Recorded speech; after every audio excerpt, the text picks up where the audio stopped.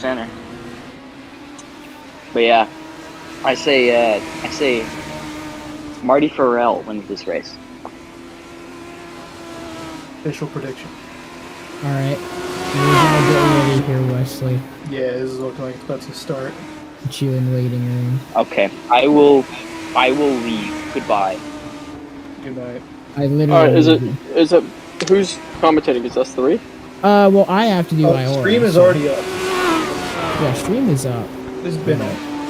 Yeah, but we're not. Our voices aren't being broadcast Yeah, they are. yet. So. Hello, everyone. How are you doing today? Okay. Am I here in the booth alone? But I'd just like to say a big welcome back, viewers. It's the OSRL Short Track Showdown at Hickory Motor Speedway. Before NASCAR's biggest names first shone under the bright lights of Charlotte Motor Speedway, many of them found their first successes elsewhere in North Carolina. The city of Hickory Motor Speedway plays host to one of the most famous short tracks, Hickory, a .363-mile asphalt bull ring that has welcomed racers and fans through its gates for more than 70 years. And for our first event of the night, it's the Legend 34 Coupe, and along with me is my two great buddies, Ethan Stanley and Scott. How y'all doing today? We're doing absolutely fantastic. Ready for a wonderful race. Watch the intro, but that's good enough for me. So, I suppose you guys will do great. And let's get this race underway. Can't wait. At the current time, the 024 of Farrell is leading timing charts. Field is not spread by that much. Yeah, only a 3/10 spread throughout the entire field. We got 8 people out here tonight. Very close in the mid pack. 41 smacks into the wall. The 14. The 41. Sorry about that. Okay, 41. The My Little Pony Ford. Way. Wonderful paint scheme on that car. Wonderful. Pops out in the racetrack, unlike the other cars. Makes a great presence. As the car runs into the tire barrier, trying to escape the track. There's the 15 of Frolic. Make his way. Kind of skimmed the wall there. Yeah. We have 13 minutes left in practice here at Hickory Motor Speedway.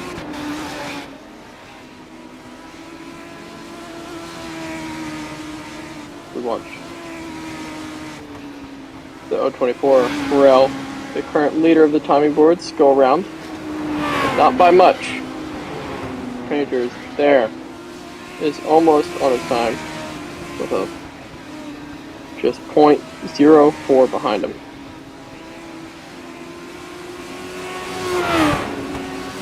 Now I know from my experience here, this is a really interesting track, a little bit bumpy.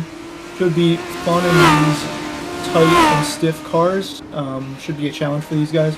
Plenty of space for the Legends though. Should be some wide action as we see. I believe that is the 24 flipping. Oh, they're all flipping. Onto the garage.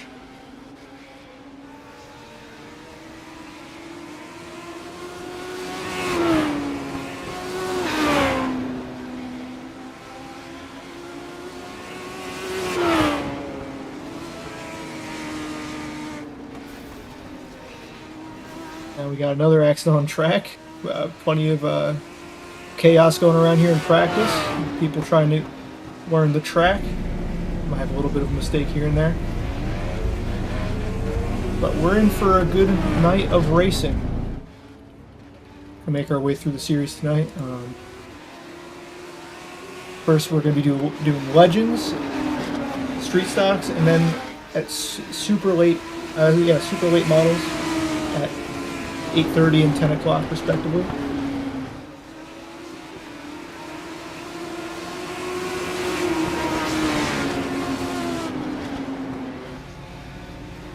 It's 15.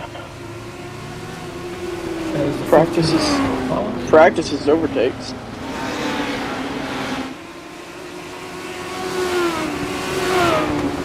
seems like the entire field is in one area of the track. Can't find any clean air. Seems very bottom centric, but we'll see what people are able to do. Trying to, you know, what's actually in the race. There's going to be plenty of space for cars to overtake here, considering how small the legends are. And this is a decently wide track, usually 2 to 2.5 lanes in a stock car. So we'll see how tight this really gets in this race, as we see more people flipping.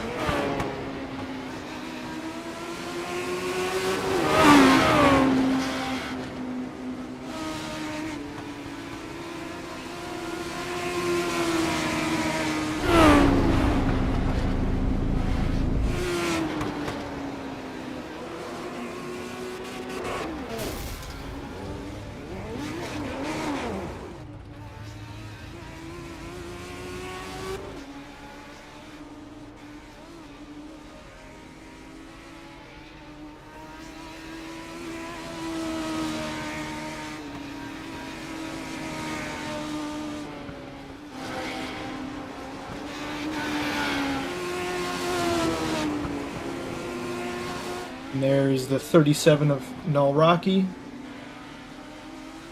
going onto the track for the, well, not the first time tonight, but going out for some more practice laps.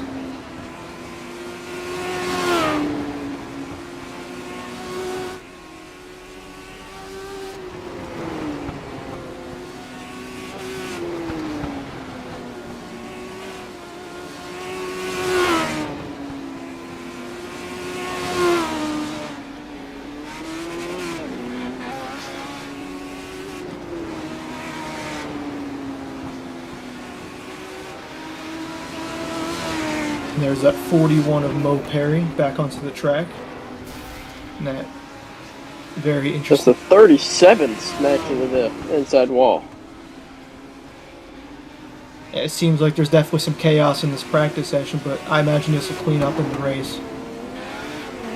People are really trying to find the limits here.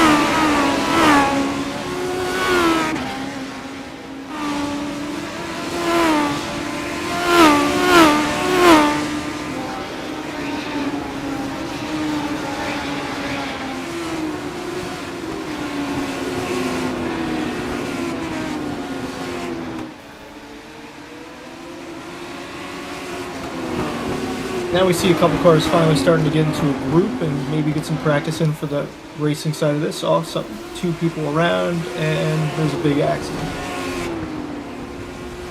As the 16 of Davis flipping over end over end.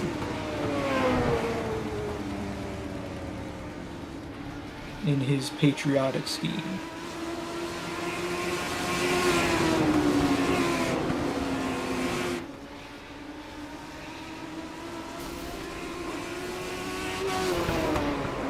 They need to tighten this up before the race, but I'm sure they will. Yeah, I think they're getting it out of their More wrecking systems occurs. before this.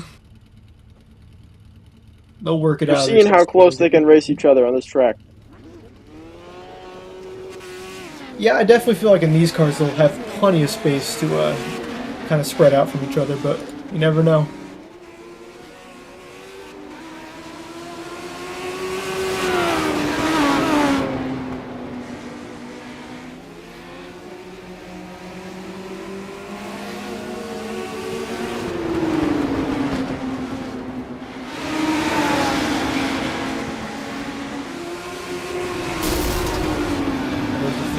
Back into the wall, got a little bit loose on exit.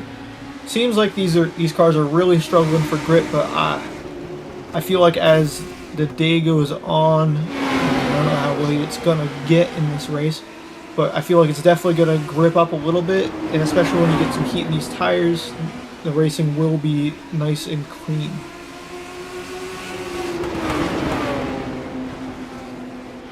As you see, the 23 of Smith duking it out with Davis, trying to get something done in practice.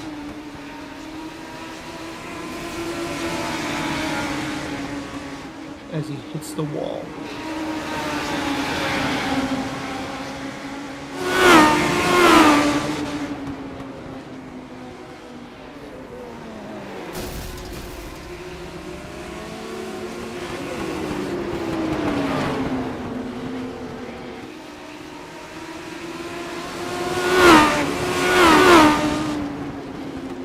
Taking out the blue cone. Many people will not approve of that.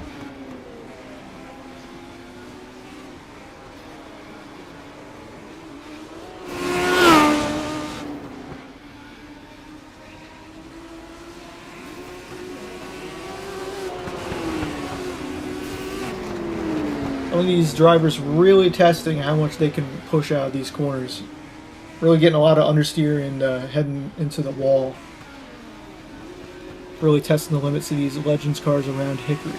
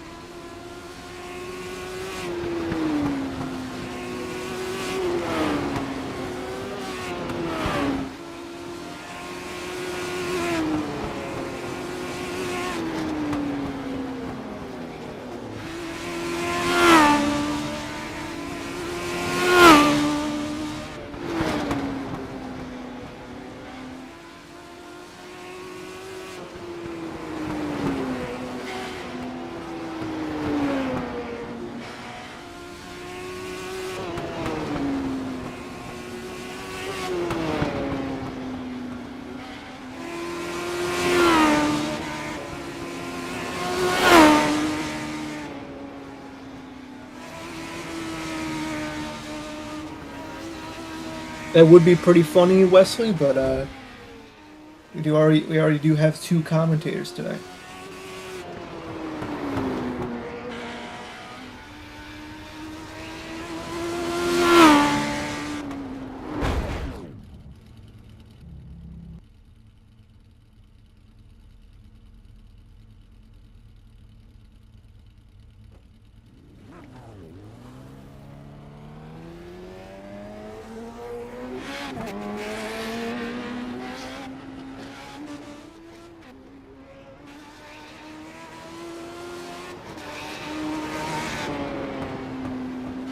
Two and a half minutes left until we get qualifying underway here at Hickory in the 1934 Ford Legends cars.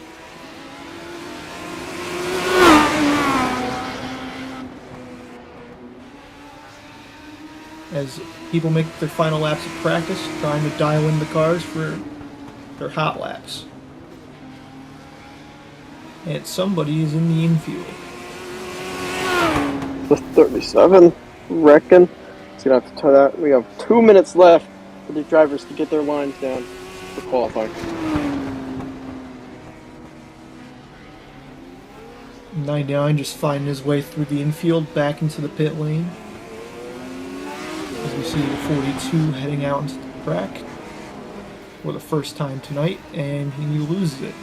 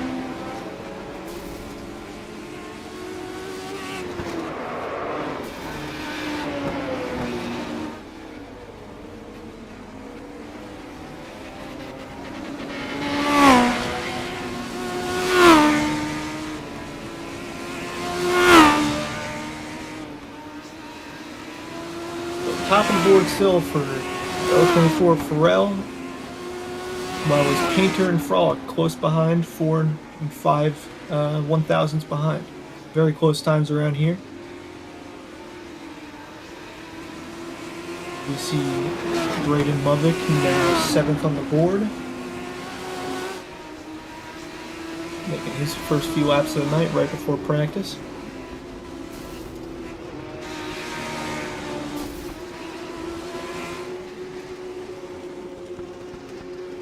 And now it is time for qualifying.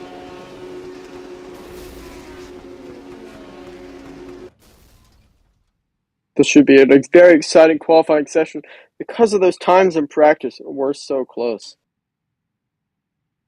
Yeah, I definitely feel like we'll still see Pharrell on top, though, as he was very fast in practice the whole time. But you never know, we can have an upset. First out, we follow the 97 of Painter.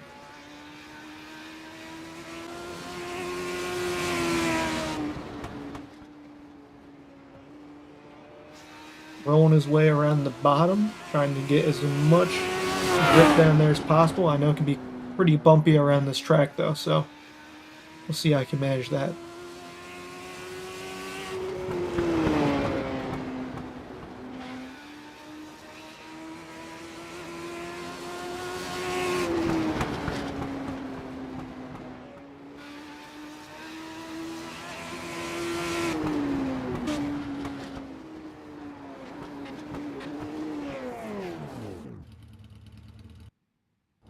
That is the end of the runs for the people out first.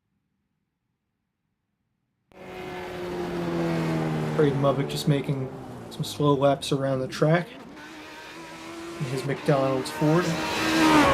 Pharrell on provisional pole. He's looking for a grand slam this weekend. He's looking on track to get one.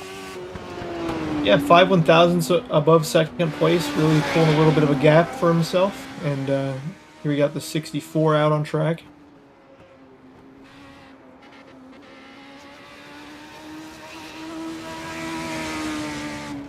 See what kind of time he can put in.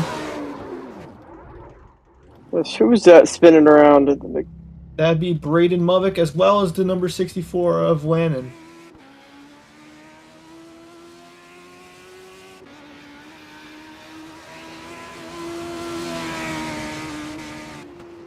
Mo Perry 5th on the board.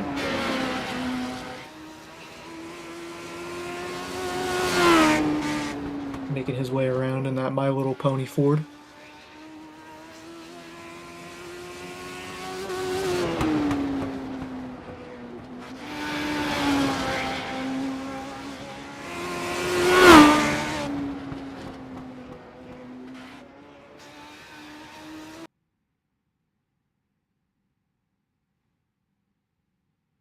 Qualifying is over.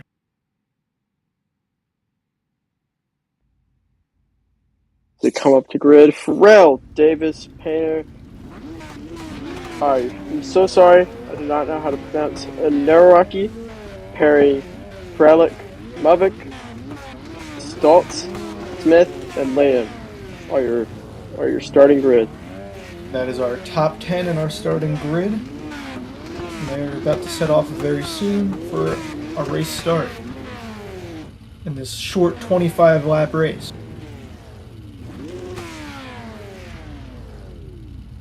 With it being so short, so the drivers are going to be sure to make moves right off the bat.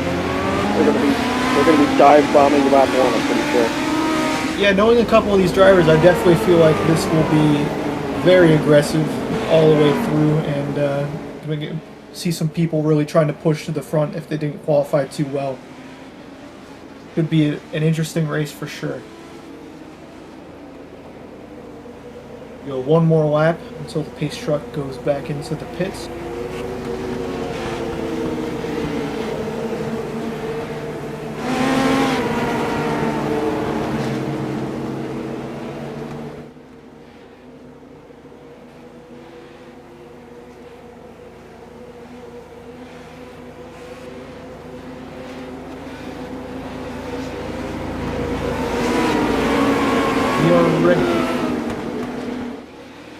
Green flag Green is flag, in the green air flag.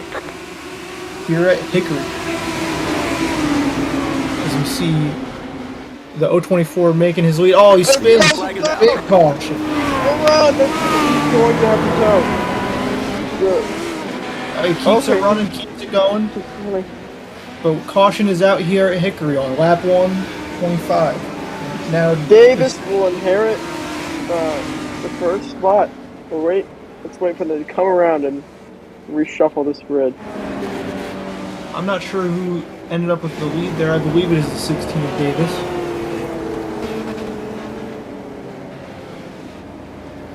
Some people opting to come down to pit lane with damage. I believe we'll need tires or fuel for this race, but I don't know. That would be the 15. What an insane event. The 15 hasn't inherited the lead after that surprise accident at the beginning with the 024 spinning immediately. It looked as if he just did not hold it. And he spun around in front of the whole grid. It looked like he was just on cold tires and just couldn't keep it. Got a little bit of pressure from behind and just tried going and lost the rear end. But now we see the top three is the 15, 42, and 37. More rocky.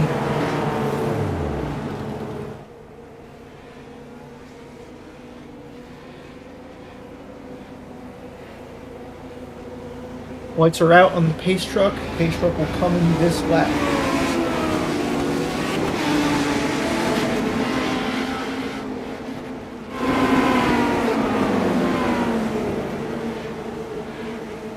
And we got a car, the 97, without her left rear fender. So yeah, that's something to try to get into a little bit of a tussle. Green flag is back out. Let's hope they can keep it straight this time around. Got some really close racing here. Another going up the inside of the 37. He moves into second. Moves into second. And chasing down the leader of Frolic. The yellow flag is out. Big action in the back. Oh, two Flipping. cars involved. And it seems like I cannot see the number on that car, but he is flipping. And he manages to keep it moving. Although nearly Ace runs Truck the is other car.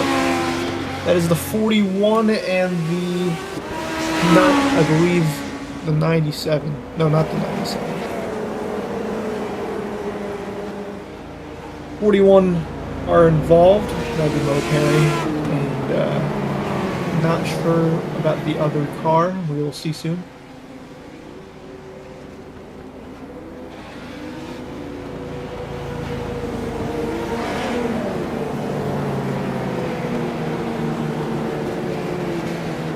It seems as if the crashes in practice have somewhat carried over into the race. Yeah, drivers really struggling to keep the car gripped up on the track and kind of coming up into each other.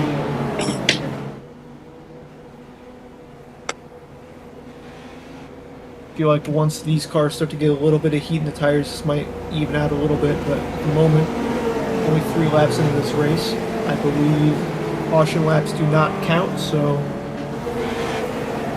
we will be going green with 4 laps out of 25 on the board. Nobody opting to come in for pit stops for repairs.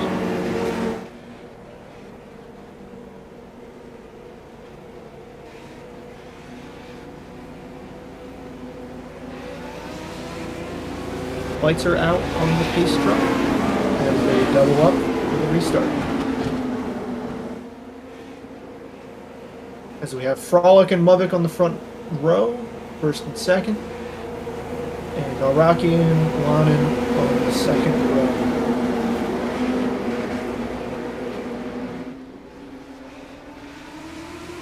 Green flag. And green flag is in the air. Here at Hickory. On the outside, Muvik clears himself, and we are 2 wide.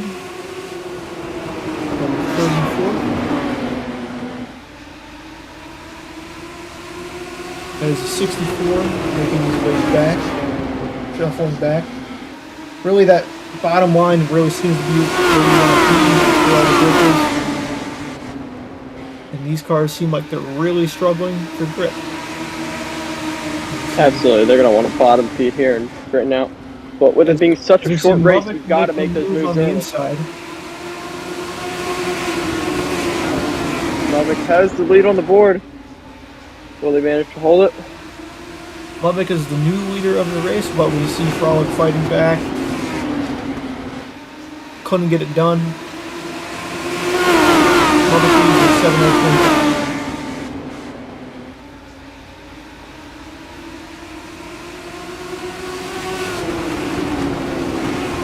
7 making a move on the 97 here. 97 really making a good recovery after being near the middle of the field, up to third.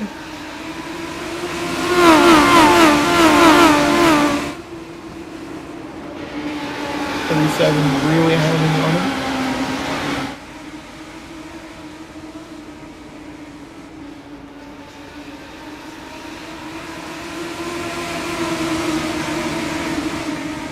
Up the inside, can't get there yet. Bumper to bumper action. Wild out. We're on lap 10 out of 25. 37 looking on the outside, can't quite get there. Shuff is right on his bumper.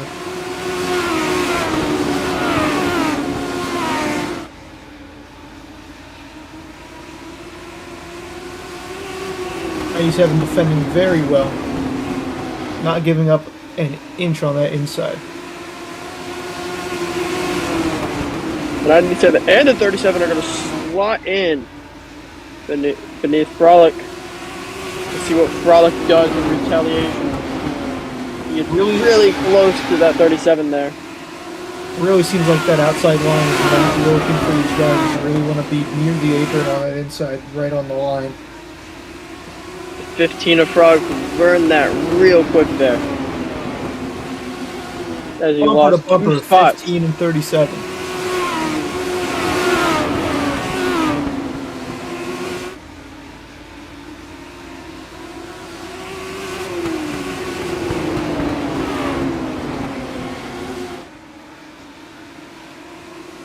Braden Lovick Lovick is pulling out a lead right now. Making a 1 second gap to the rest of the field. Really showing his skill around here, around Hickory. Getting it done.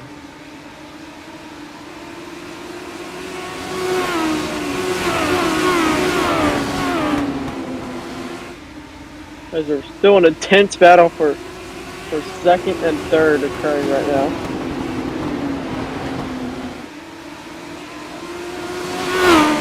Spread out a little bit. Oh, that is, I believe, the 199 in the wall. There we got 8 to go.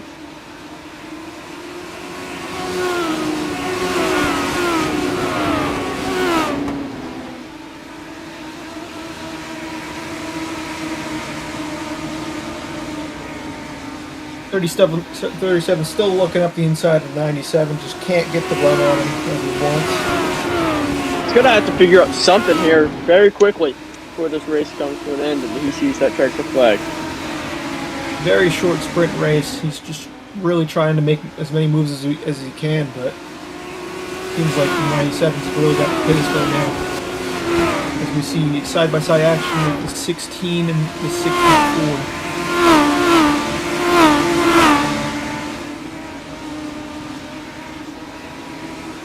16 getting the move done on the inside down there.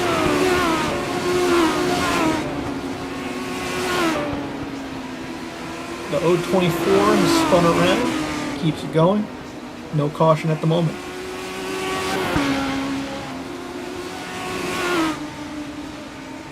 A lot of damage to that vehicle. No hood, no fender. 3 to go here at Hickory. Braden Lovick leads the field by 1.3 seconds. Looks like a third deal. Let's go with a caution flag. Mavic, ever since after getting through those wrecks at the beginning, has absolutely been dominant during this race. No one's able to get close to him since that last restart. 2 to go, looking like Mavic's going to be the winner. Showtime, white flag is in the air. Braden Mavic leads with 1.5 seconds. It's nothing. Takes the checkered flag here at Hickory. That's an insane performance by him. Truly dominant. As soon as he got to the front, he just pulled away and knew what he was doing. Came in here with the least practice, last minute, got it done.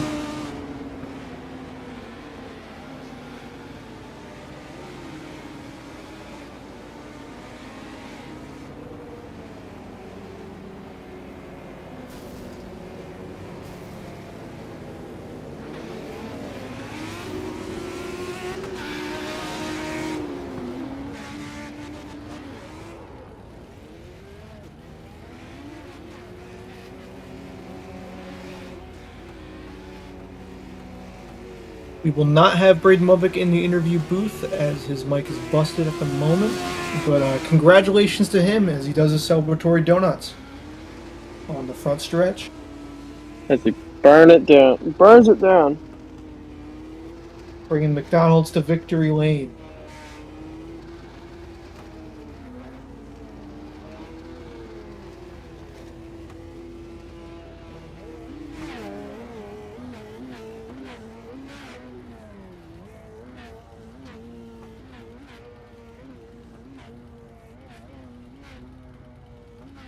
There's a Polish victory lap as well.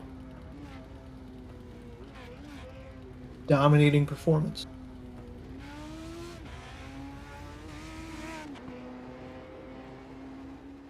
Believe we have street stocks next.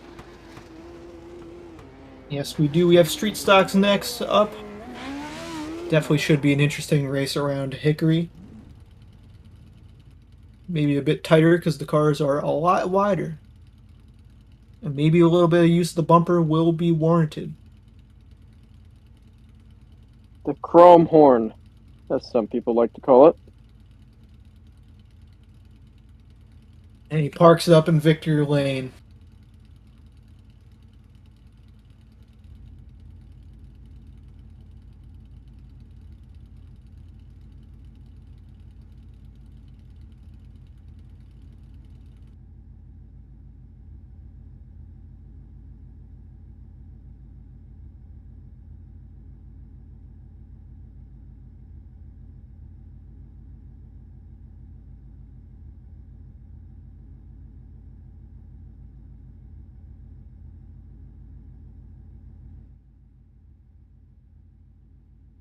All right, ladies and gentlemen, we are going to take a short intermission at the moment. We will be back.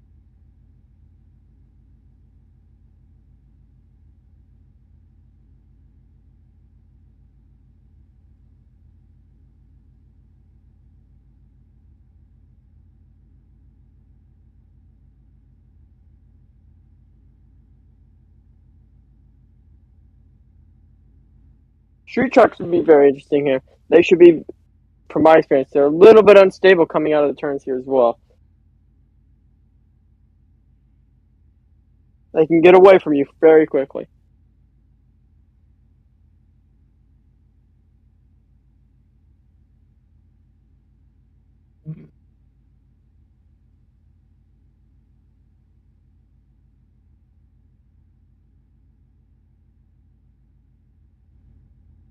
Yeah, it definitely should be tricky.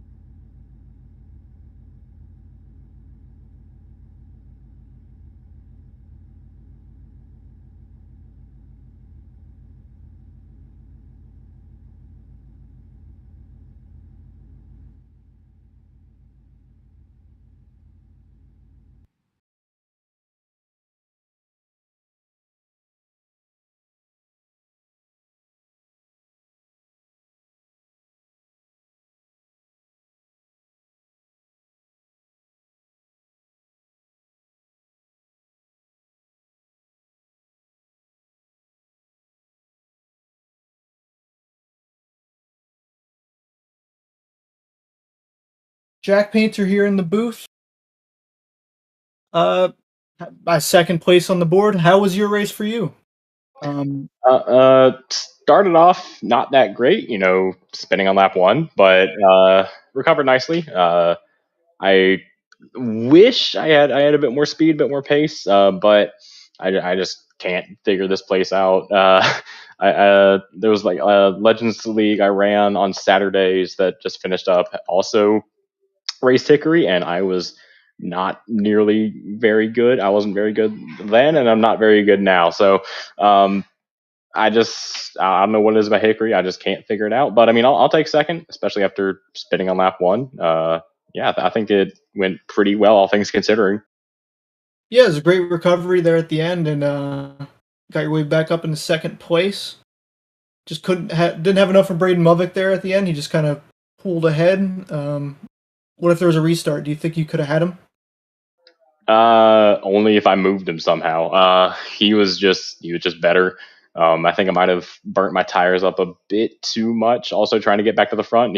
Braden was just better. It was all I could do to hold off Naraki there at the end, and I got kind of lucky. He hit the wall there coming off four on the white flag. So, I mean, I don't think I had anything for Braden, and I barely had enough for Naraki. So, I mean, I'll take second. I think it was good. It was a good run. Yeah.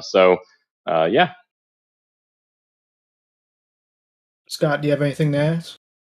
I do not. Congratulations on second again. And sorry you couldn't chase down Buffett. Yeah, thank you. All right, you have a good night. Yeah, y'all too.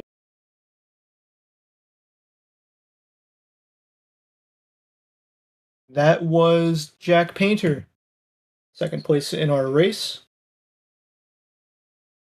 Great recovery from him. We're currently waiting for the next session to go up. Yes, and we are going to continue our intermission and wait that out for a couple more minutes. We will be back soon.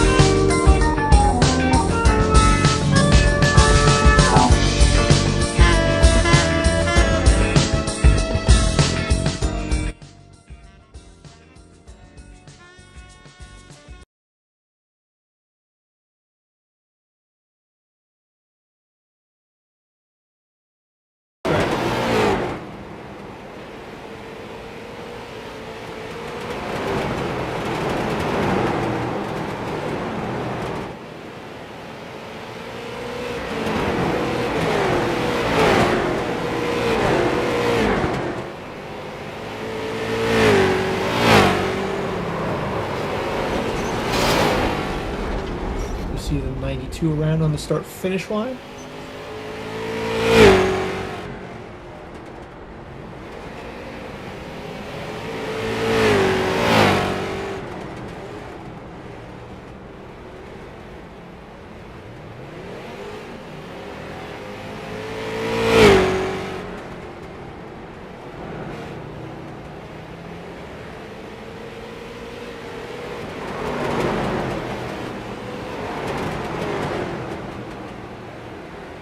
'16 of Davis still remains on top with the 024 of Farrell and the 199 of Stoltz leading out your top three.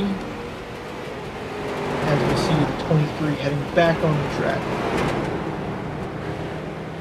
The Roanoke College lead stop.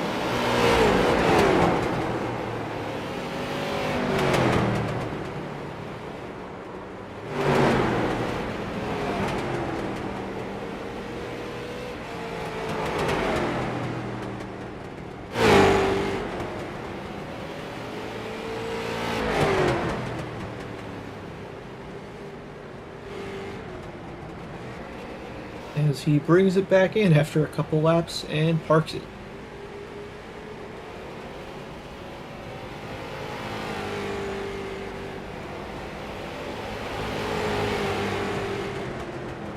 And heads out for another run.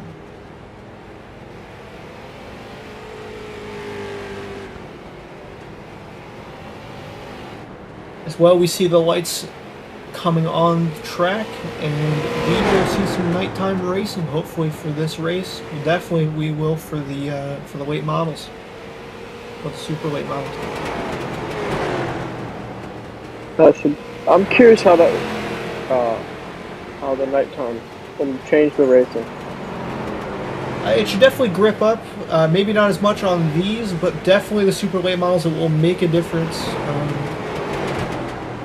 The street stocks don't usually have enough grip for higher temperature to really matter, but we'll see. Maybe as it gets later on, these cars will start to speed up a little bit.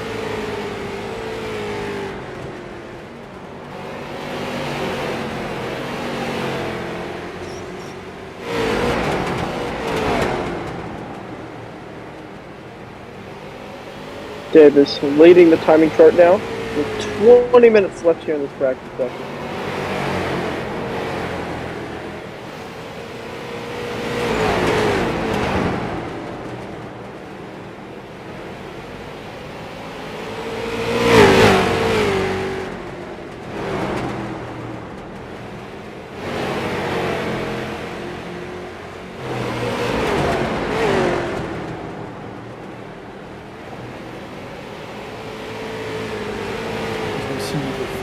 Braden Mullick making his first laps around the track. Last race winner. We're going to get it done again here.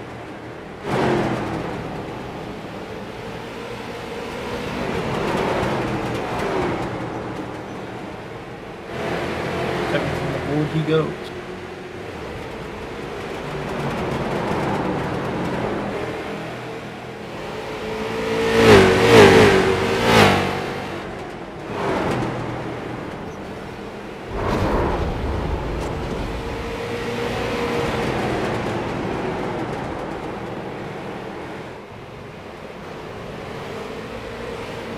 Spin between 41 and 42 on the front stretch. We got a little bit of chaos here in the street stock practice. Hopefully, unlike the previous race, the chaos will stay in the practice and not leak over to the race. Yeah, I'm just really hoping we don't see a first lap incident like last race. I imagine we won't. It's going to start to run the track a little bit better. Seem to be fighting pretty well in practice.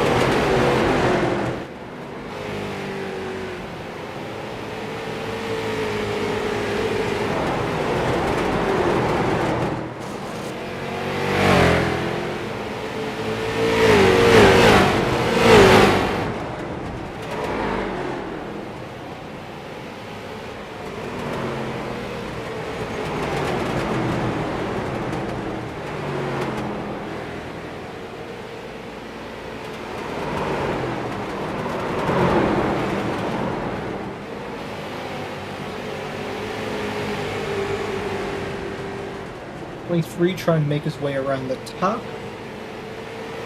Down below him. We go too wide in practice. 2 by 2. Now he's going to venture into the wall for 23. I know these cars can take plenty of abuse, so we'll see how much damage they can really take and stay competitive in this race. As I feel like there might be, definitely will be, a little bit of beating today.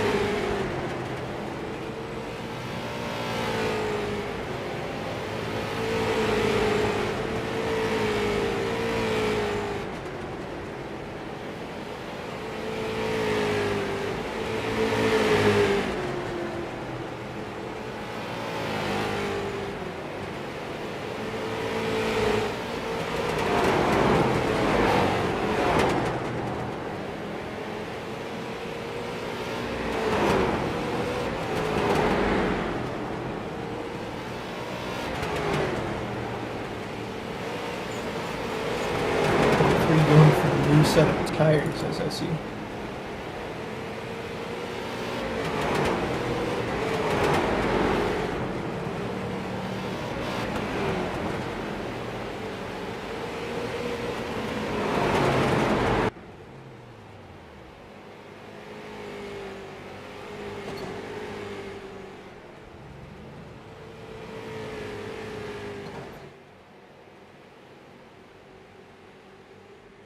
Here we see the sights of beautiful Hickory Motor Speedway.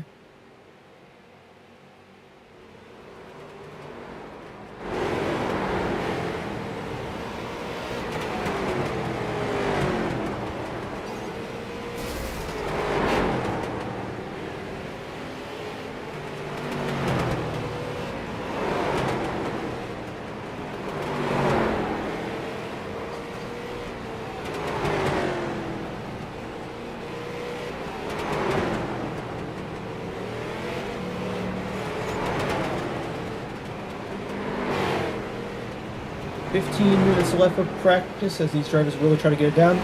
Braden Movick is on top again with Davis and Noraki second and third with a 1/10 gap to Movick. Carts are really getting it down here tonight. That 42 Mustang.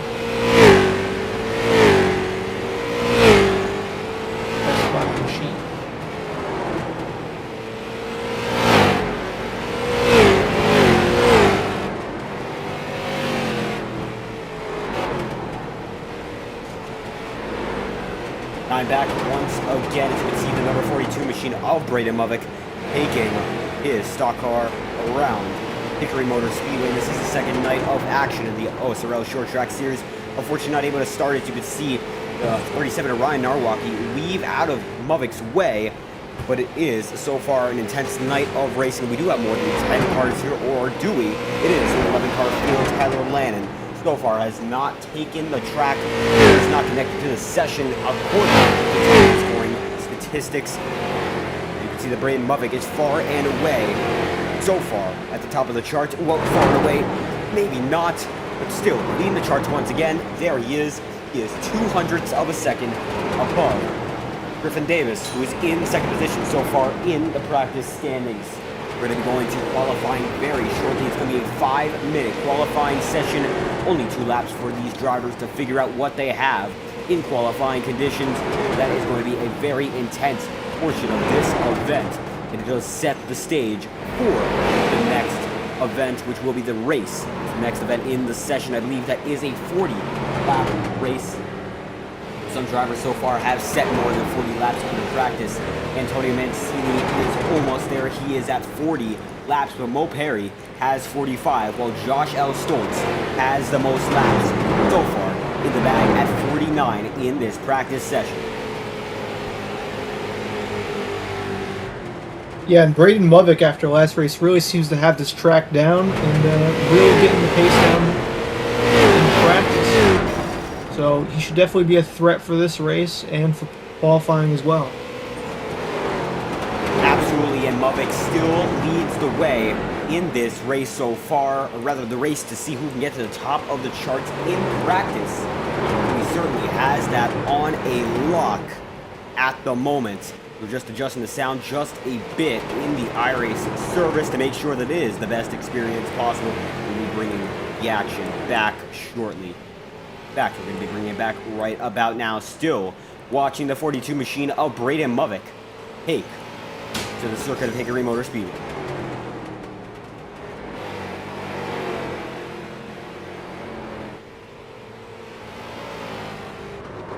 Still the fastest on the charts. Narwaki now within 6/100ths of a second to Braden Movick in the Taco Bell machine. And shortly following by is Tryfon Davis, who is not on the track so far. Best lap in the session is a 15.139. And the quickest lap that Davis has set is a 15.158, so very close times overall. As we see, Cole Freilich is going to enter the track. He apparently does not have his last lap recorded, possibly invalidated due to a wreck. But he's back on the racetrack right now, and let's see what he can do.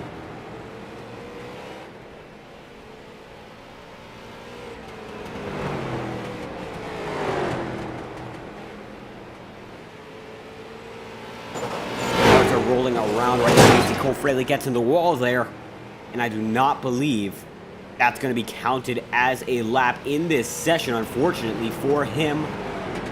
That is not good news for the driver of the 15. I don't think that's going to count at all, but according to our statistics, his quickest lap is now 15.174, so it does count, and it is actually going to send him third onto the charts.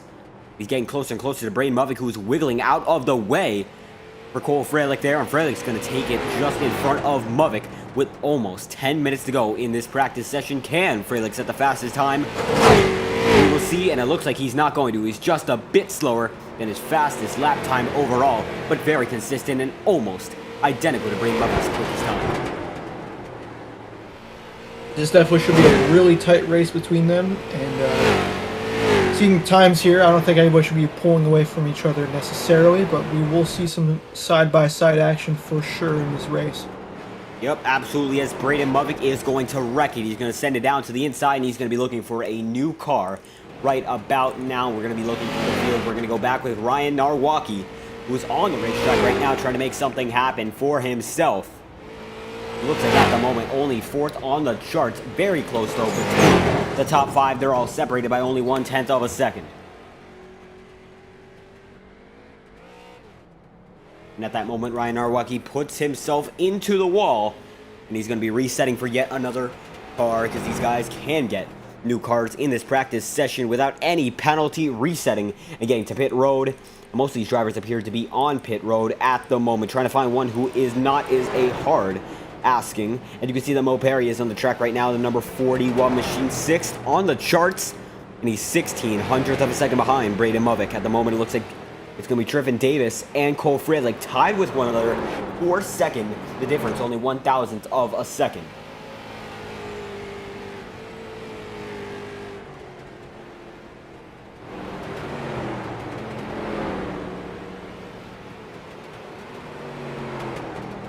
Watching all of the drivers go through. Looks like Ryan Narwaki just got out of pit road. Brand new tires. What can he do to try to challenge the top three drivers? As Cole Freilich's going to send it in. Dead even lap to Braden Movick. That was a 15.139.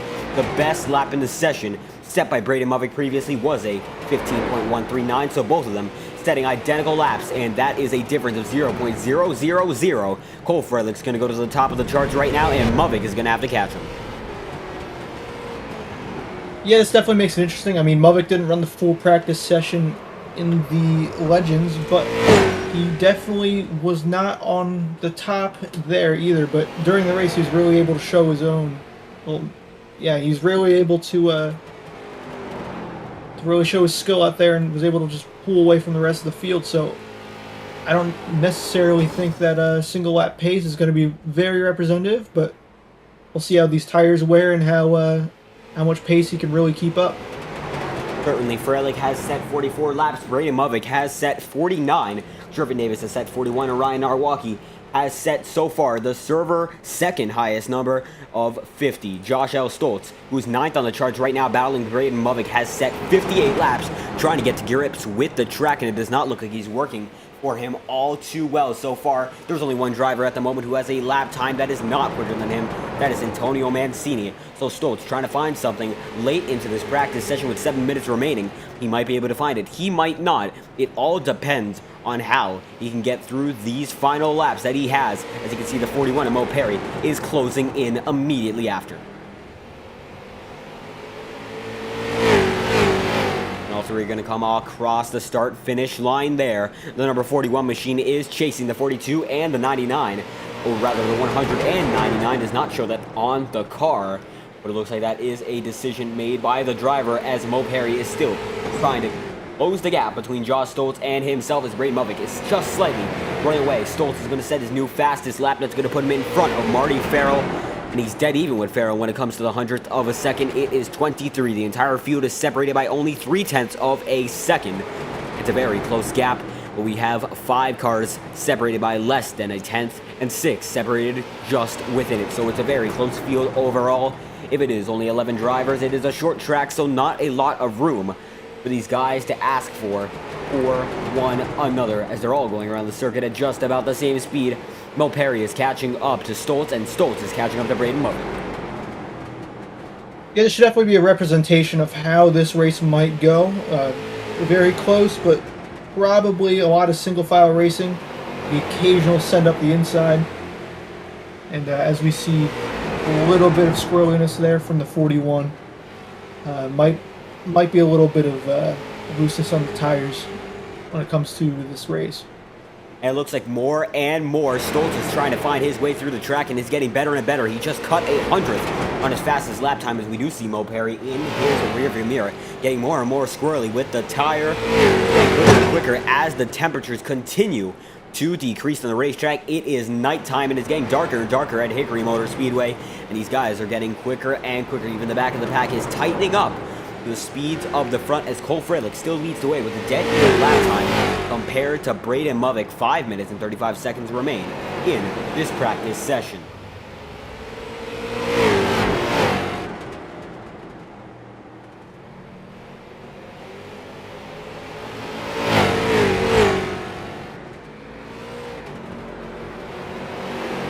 You can see that these 3 cars still running, and they got one in front of them. They're still running single file. Movick is still in the frame, and you can see the Cole Freilich is now. So it's the top 2 drivers on the charts who are going after one another. What can Braden Movick do with his old tires? As you see that Cole Freilich is getting into the wall just a bit. Not sure if that's going to be allowed in qualifying, but it has proven to have some very good effects for his lap time, as Freilich pulls away but slides it just a bit. And it looks like Braden Movick's going to get him on the inside this time by Stoltz and Mo Perry. They're going to check up, and the action in practice is already intensifying.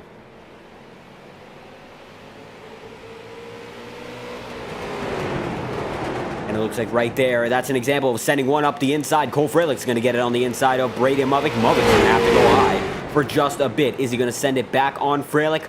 We will see, because Stoltz and Mo Perry are jumbling it up. And at the moment, it looks like Stoltz is going to go around, saves it though. Very minimal damage, if any, and he's going to park it right about now, as Cole Freilich and Braden Movick continue to do battle.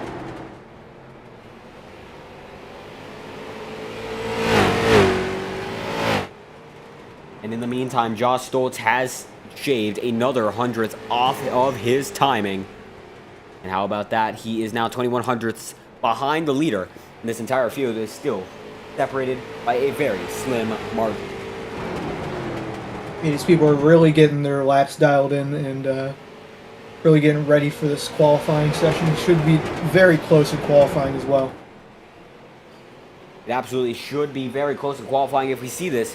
1 lap pace. These drivers are very, very quick around this circuit so far. The drivers to watch in qualifying are going to be those like Cole Freilich and Braden Movick, who are topping the chart so far. And Braden Movick did show his own during the last race in the Legends cars at Hickory Motor Speedway. Looks like Cole Freilich's going to send it almost around and does not save it. Gets it just into the wall. And Braden Movick is still going. 3 minutes remaining in this practice session. Yeah, almost would have been a great drift right there, and couldn't quite save it, but good not to run into the side of Muvik as he pulls to the top of the track and slows it down and stops.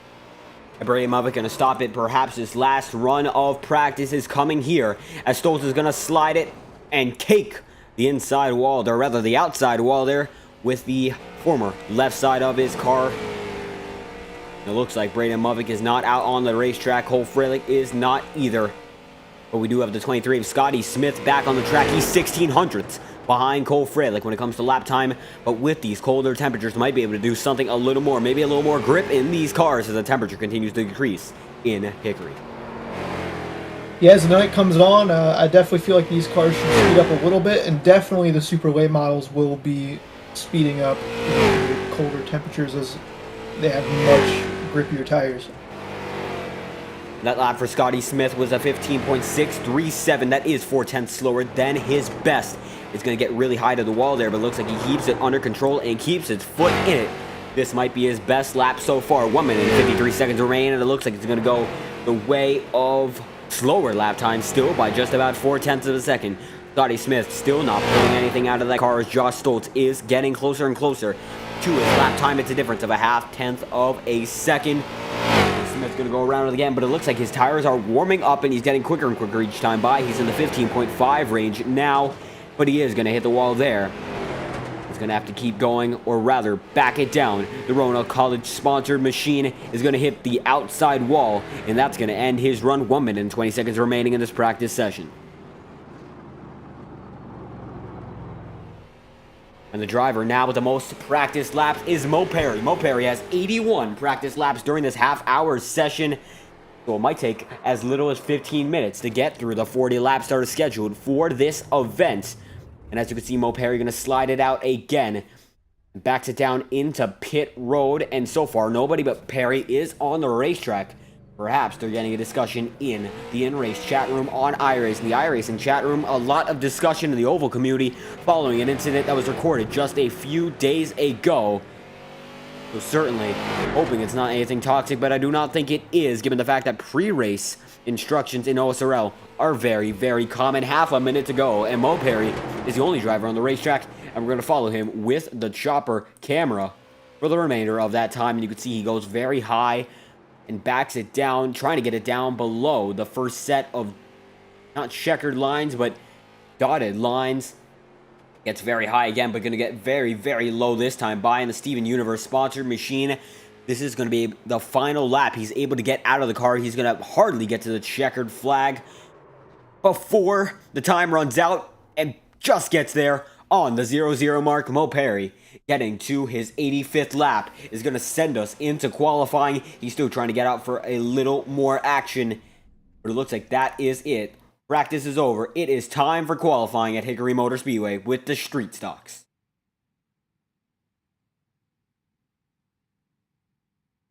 And everyone able to get out on their own time. And you can see all of these drivers hoping to get it done. They have the option not to qualify and just hit the ready to race button so they don't hold anyone up. But most of these guys are already heading onto the racetrack at different points. Braden Muvik has just loaded in. Cole Freilich has as well. Marty Farrell is just there. He's going to be the first driver to actually get to the start-finish line, and Ryan Narwaki is about dead even. So it's going to be a fun battle to watch here as we're switching back and forth. Looks like Marty Farrell has the pace advantage, and Scotty Smith is going by as well. Mo Perry's getting there, but looks like he has just a little bit of damage. Narwaki going to back it down, while Marty Farrell is going to be the first one on the charts. Scotty Smith is going to overtake him by 4/10 of a second, and Mo Perry, his lap's going to be 2 seconds slower. Josh Stoltz going to be the next one to get to his second lap of action. Ryan Narwaki pulling back onto the track. Stoltz third on the timing sheet, as Cole Freilich is going to be usurped by Braden Muvik by 1/100th of a second.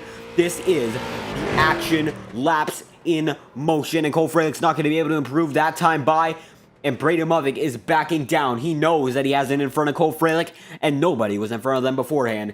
So now it's going to go to the final few battles. Ryan Narwaki is getting it right on to the start-finish line, and now it looks like Triffin Davis is going to go to the top of the charts, and Braden Muvik backed it down. He is not going for another lap, it looks like, so far, and Davis is quicker by 3/100th of a second. Tyler Lannon is there as well. He's now 8th onto the charts. And Triffin Davis is still going for more at the moment. Or is he? Backing it down, he is the current leader of the session. Josh Stoltz, Mo Perry, still on the racetrack. And it looks like most of our field has been set. Tyler Lannon is coming around to his final lap, I presume. Trying to back it down to the pit road very soon. It's been 2 minutes. And all of our drivers have seen a start in this qualifying session, except for 3. Jack Payne, Ryan Arwaki, and Antonio Mancini. Great lap from Davis there to usurp Muvik at the top. And hope to see if he can bring that to victory lane in the race. Hopefully he can keep it consistent and maybe get it done. Absolutely, as Ryan Arwaki has already had a qualifying attempt. Jack Painter and Antonio Mancini have not, but Mancini is entering his qualifying run right about now. Might be the final driver to do so in that number 92 machine. He's got all the attention for the broadcast booth, staying out, trying to get that final time, seeing how everyone does, or seeing the lap times he has to expect of himself. And it's go for the 92. This first lap's going to be a 15.338, going to send him to the middle of the chart, 6th position. So maybe he can get something better this time by backing it down to the inside line. And it looks like this is it. He's going to go very, very high. And this lap for him is going to be slightly slower. About a 10th off, actually. He's backing it down. Antonio Mancini, best he can do is 6th position. So Jack Painter does not look like he is on the racetrack right now. And the timer is continuing to click down, as only one driver appears to be on the track, but they have now exited. It's Narwaki and Painter, the only drivers who don't appear to have qualified for this event.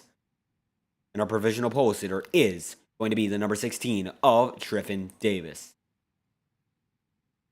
And as everyone has already qualified so far, we're going to show you the starting grid for this event, as we only have 1 minute and 19 seconds remaining for this qualifying session. Or do we? Now it's going to be going to the racing action. It's going to be Triffin Davis leading the way with a 15.118, followed by Brady Movik's 15.148, and Cole Frelick's 15.14 is in third. Then Scotty Smith and Mo Perry, both impressive laps. They're right up there with the leading 2.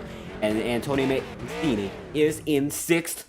And he is in the middle of the pack firmly. Marty Farrell and Josh Stoltz are the final to qualify, as they have a 15.539 and 15.589 respectively. Tyler Lannon is actually the last to qualify. He's the only one of his row to qualify with a 15.867. That's going to be Ryan Narwaki. And finally, Jack Painter, setting the grid for this 50-lap event. My apologies. The field is set. Every driver except for Painter is on the grid, and they're going. It looks like Jack Painter is not going to be taking part of this event. It's a shame to see that. He ran really well last race with a P2, but hopefully we'll see him for the next race in the super late models. Absolutely. It looks like at the moment he is not registered to be going onto the racetrack. We're going to keep up with that and see whether or not he comes onto the scene later. And we hope he does, as it looks like right about now there is only going to be 1 lap of pacing remaining.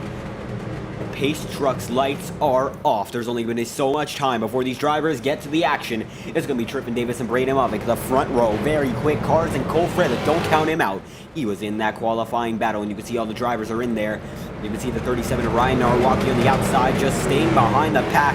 Maybe a first lap incident's going to happen, and maybe that's the reason he is staying behind. It is a 50-lap showdown at Hickory with the street stocks, and we're going to be led by Triffin Davis. We are green from Hickory Motor Speedway, and Braden Movick's going to be the outside, and he is already going to be shuffled back by Cole Frelick. The race is on, and Triffin Davis is clear by a car like no incident so far in the first lap. Everyone is making it through, and look at that. It's going to be Frelick in 2nd position. It's the first lap done, and every driver is keeping it clean. So far, Mo Perry's already going to dive into 3rd. Davis coming onto the track with a commanding lead. Following him was Frelick with a good start. And Movick really falling back at the start there. Really couldn't make that outside line work. Oh, we got a big incident in the Tyler Lannon. The yellow flag is out. Climbing each other. We saw it in the back of the view that we had there on the leaders. Tyler Lannon, Ryan Narwaki. They had an incident there, and you can see they were racing in the back of the pack. A little bit of contact, no, but there was some Josh Stoltz there. And Lannon's going to try to send it up the inside. Lannon gets the move done. Narwaki gets a little bit. Oh, it's Josh Stoltz who sends Lannon in. It looks like nothing Narwaki or Tyler Lannon could have done there. He gets it fired back again. Seems to me just like an honest mistake. Just got a little bit too sketchy there for him, and things will happen at these short tracks. They really can't control.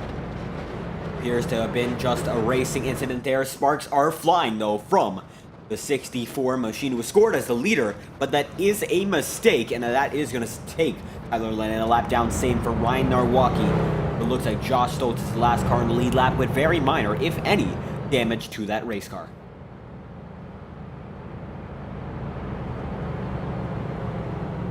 We're in lap 3 of 50, and we can already see that our first caution has occurred. The yellow flag is out here at Hickory, and Triffin Davis leads over Cole Fralick, Mo Perry, Braden Movick, and Antonio Mancini. That is your top 5. Tyler Lannon is a lap down, and he's going to go 2 laps down, but it does score him as the leader. That is a timing and scoring error as things continue to sort out at this racetrack, and you can see right now, Triffin Davis is taking his throne as the leader of the race and also the leader of the timing and scoring shown on this ticker.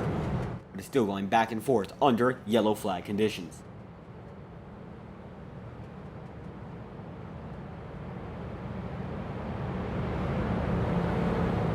Drivers continue to pace on. We have a field of about 9 right now. Ryan Narwaki does not appear to be with us. Green flag. As the green flag actually appears to be out. Our apologies there, as the race is on, but it's not being shown. There it is, Triffin Davis and Cole Fralick on the outside there, but Mo Perry's on the inside. He's going to go for second position. And this is lap 4 of 50. Triffin Davis leads the way over Mo Perry, and then there's going to be Cole Fralick. We have 2 retirements. It looks like Tyler Lannon and Ryan Narwaki both are not with us.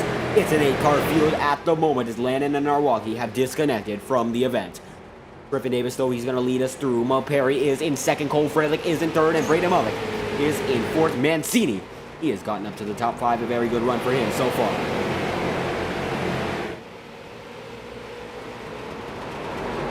What a single file action we see here on the track, with Davis starting to pull ahead a little bit. Maybe pulling a little bit of a gap. Oh no. Mo Perry starting to close that in a little bit, starting to get to the back bumper, as well as Braden Movick to the back bumper of Fralick. The battles are getting more and more intense, and it looks like Cole Fralick going to try to send one in on Mo Perry. Braden Movick's going to get loose, and Scotty Smith is going to make way through. Antonio Mancini, it looks like the old 24, and Marty Farrell is going to do the same thing in just a lap or so. They're getting closer and closer to one another. Braden Movick not putting the pressure down on Cole Fralick. It's Fralick's time to try and put pressure for second position, but it looks like at the moment he can't do anything about it. It seems very single file here in these cars. I know this track is very bumpy, so it's understandable to stay near to the inside as possible. It seems like the only move that can really get done is to send down the inside, so you might see a little bit of desperation towards the end of this race. But at the moment, it is an entire single file train across the entirety of this racetrack. It is led by Triffin Davis, and from there, it is all the same drivers taking all of the same line. There is no double file action in the front, but it looks like in the back it is closer, as Josh Stoltz and Marty Farrell are fighting for 8th position so far. Farrell's going to get closer and closer each time by. Might be able to shoot one down the inside through the next turn, as he is gaining on the 99 machine. He's just about there at the bumper. Going to stay patient as we're watching this battle for the final spot on the lead lap so far. And it looks like Marty Farrell is better through turns 3 and 4, while it looks like Josh Stoltz has the advantage through turns 1 and 2. And right there to the bumper, the 199, he goes. He's getting closer and closer to that bumper each time by. Might actually be able to make a move through this section, or is he? Nothing so far, but he's going to get a really good run, backing it up, getting a little bit squirrely there. And looks like he's going to have to back off as Antonio Mancini has some pressure now for 6th position, as Mo Perry is fighting for the lead right now, and Triffin Davis is going to be sent to the outside of the racetrack. Davis is going to lose 2 positions. Mo Perry to the board. And once he gets on that outside, Davis just really can't hold it. Just going to try to slot in right behind Movick and hopefully wait for somebody else to make a mistake and maybe get by him. It looks like right now nothing anyone can do unless Cole Fralick shoots one down the inside, tries to get it done, but Mo Perry's going to hold on defensive on the inside of the racetrack. Mo Perry holds his ground. He's going to keep that lead so far. Lap 16 of 50. These guys are winding down the laps very quick, and there is a time limit on this event. The next session starts at 10 o'clock, so these guys have all the time they need to get a move done. Lap 17 of 50 so far, and both drivers, Braden Movick and Cole Freilich, are falling behind the 41 of Mo Perry so far.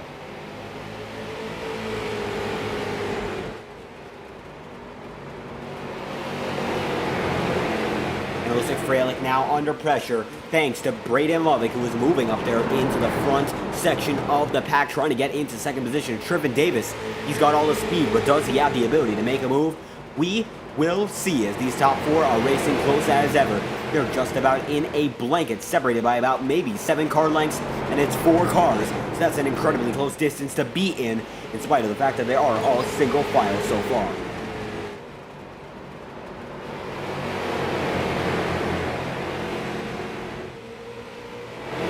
Checking on the mid-pack right now, looks like Antonio Mancini is still fighting for a position with the driver just behind him, Josh Stoltz and Marty Farrell. It's going to be an interesting battle to watch as Mancini's going to ride it high. Can Stoltz make a move? Nothing so far. They're keeping it clean as we're getting closer to the halfway point.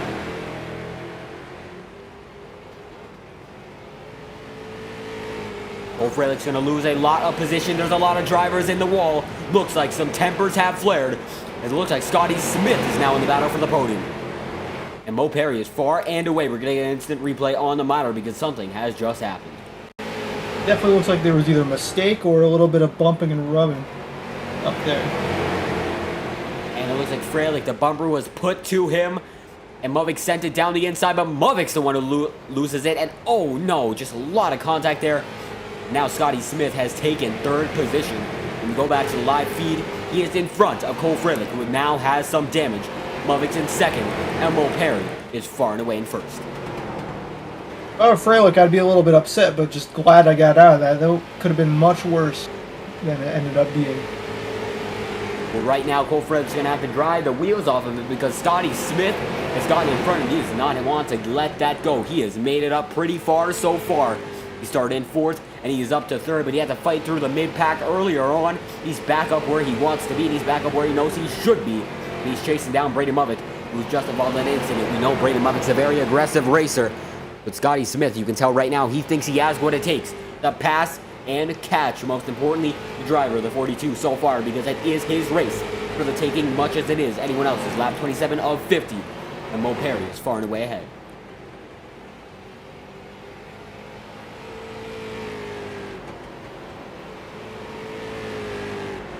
And as we're, I was gonna say, as we're past the halfway point in this race, we're really starting to spread out a little bit. Oh, Cole Freilich. The yellow flag is out. The yellow flag is out for that spin there. Cole Freilich has just experienced single car incident, but it's still going to trigger a caution. That's very good for his chances. I don't think he's actually going to lose that many positions according to iRacing timing and scoring. So that spin is going to work out in his advantage, but he's really driving the wheels off of it. Going to get into the replay.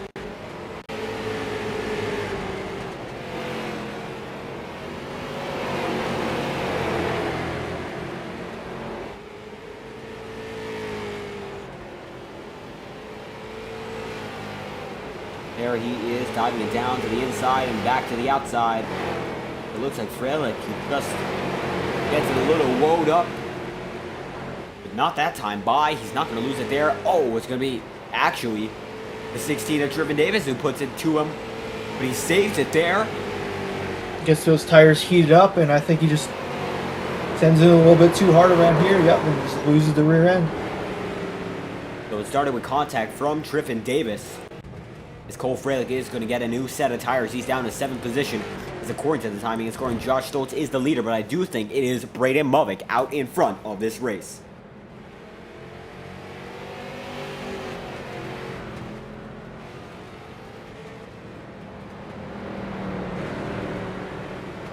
Everyone's slowing down for the pace car. Rather, the pace truck on this iRacing event. There can be multiple pace cars and pace trucks, multiple variants on the iRacing platform. But today, I believe we are working with the iRacing pace truck. And Braden Movick is actually going to be in 4th position. The leader is still Antonio Mancini. Or rather, it is not Antonio Mancini. My apologies. Mancini is in 7th, but Mo Perry is the leader. And as soon as I come back, we've got beef on the racetrack, it seems.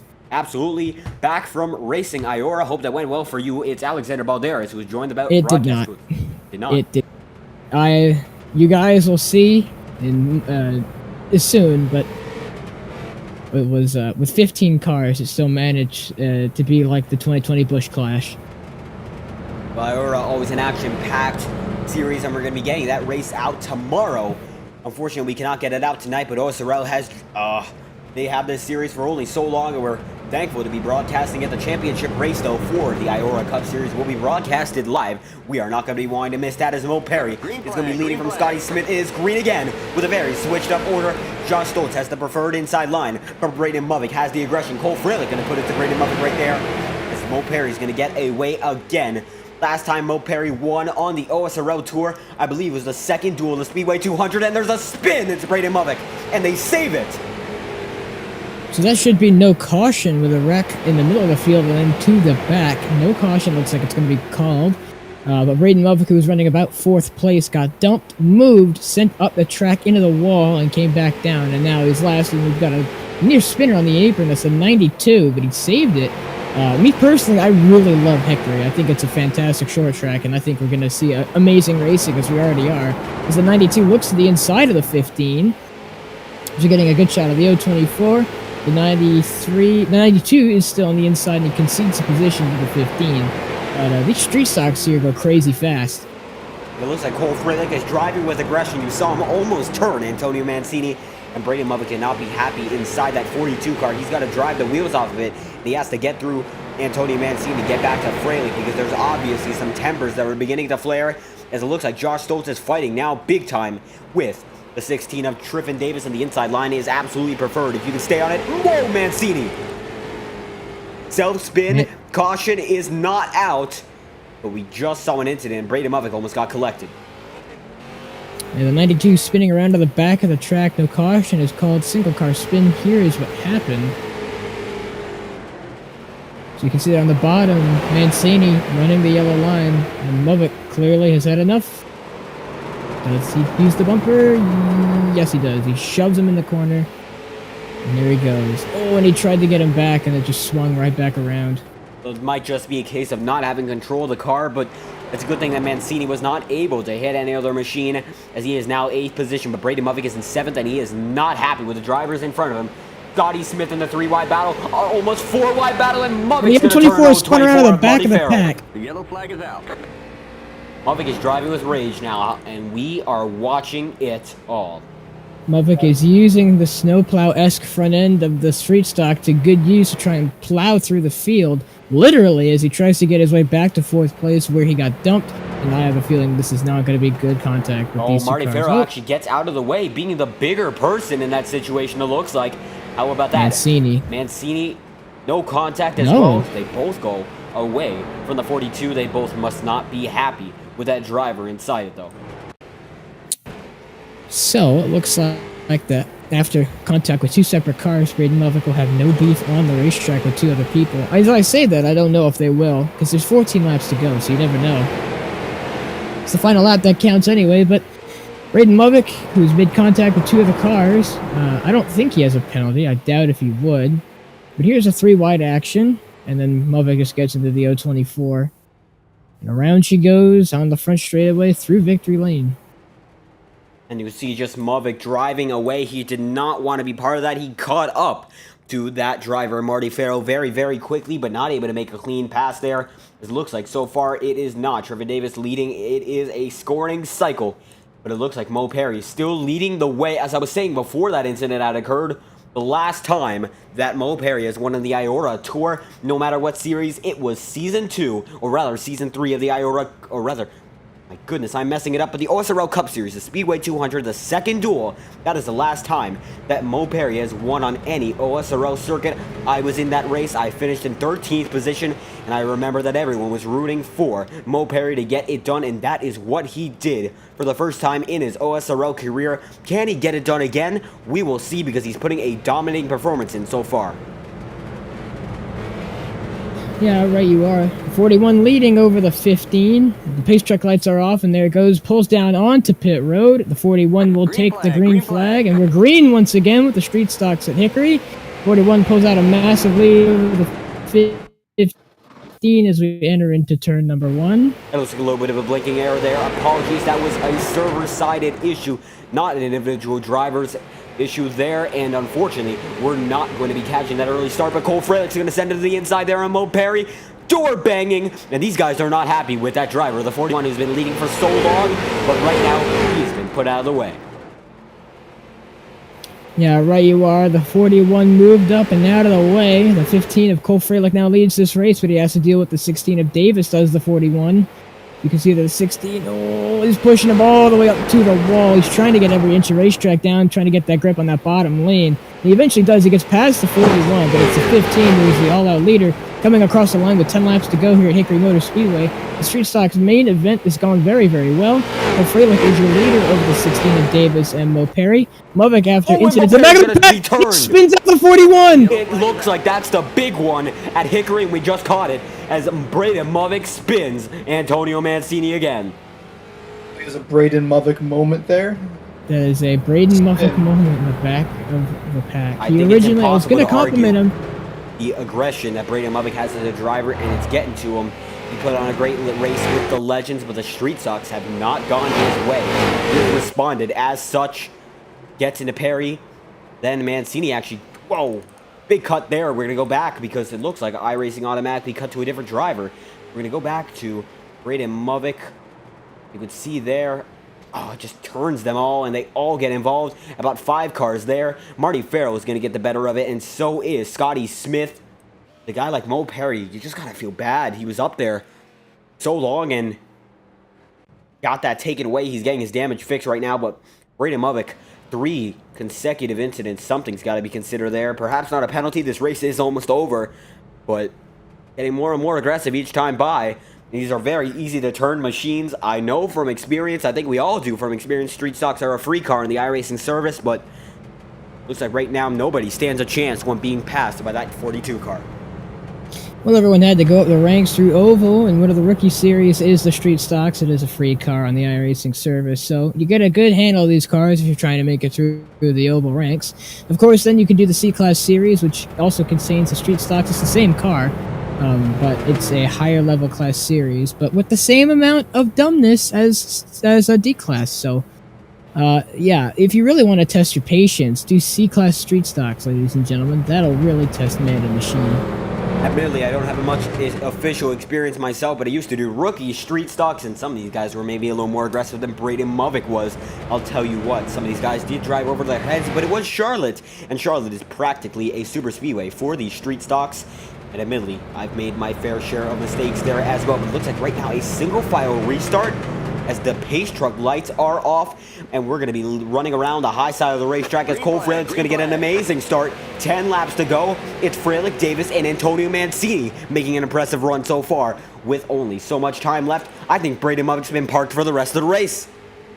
Either that or he's just taking all of his repairs. I don't know why you would in a Street Stock, but depends. The 15 comes across the line. Cole Frelick's still your leader after an amazing restart, but now the 16 of Davis, as I've said once before, he got nearly to the back bumper, the 15, but now those two are just outstretching a gap. It's clear who's the fastest on this racetrack, but once again, it's the last lap that counts, and bumpers come out, It's short track racing, it's the OSRL Short Track Series. Here we go, 7 laps to go. The 15 of Cole Frelick is still your leader over the 16 of Davis. The 16 of Davis. We got a yellow flag out, and it's Scotty Smith and Mo Perry. Oh no, not Mo Perry again. But if any of you guys are wondering what the C-Class Street Stock Series is like, Arca Break Weekly has a fantastic episode, and I'm involved. That sounds amazing. How about it's an that? amazing episode. Give it a watch. You can see right now that Mo Perry was involved in his situation of a lack of braking, perhaps. Just gets a little squirrely, and Scotty Smith finishes off the job. Wow. That was something else. That was a little brutal, wouldn't you think, at the end of it?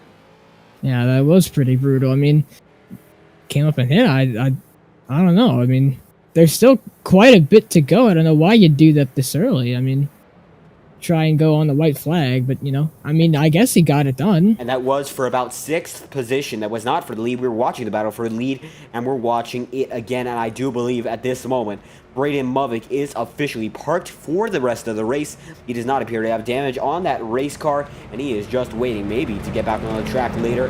This might not be the remainder of the race, but he is going to be multiple laps down and not fighting for any position.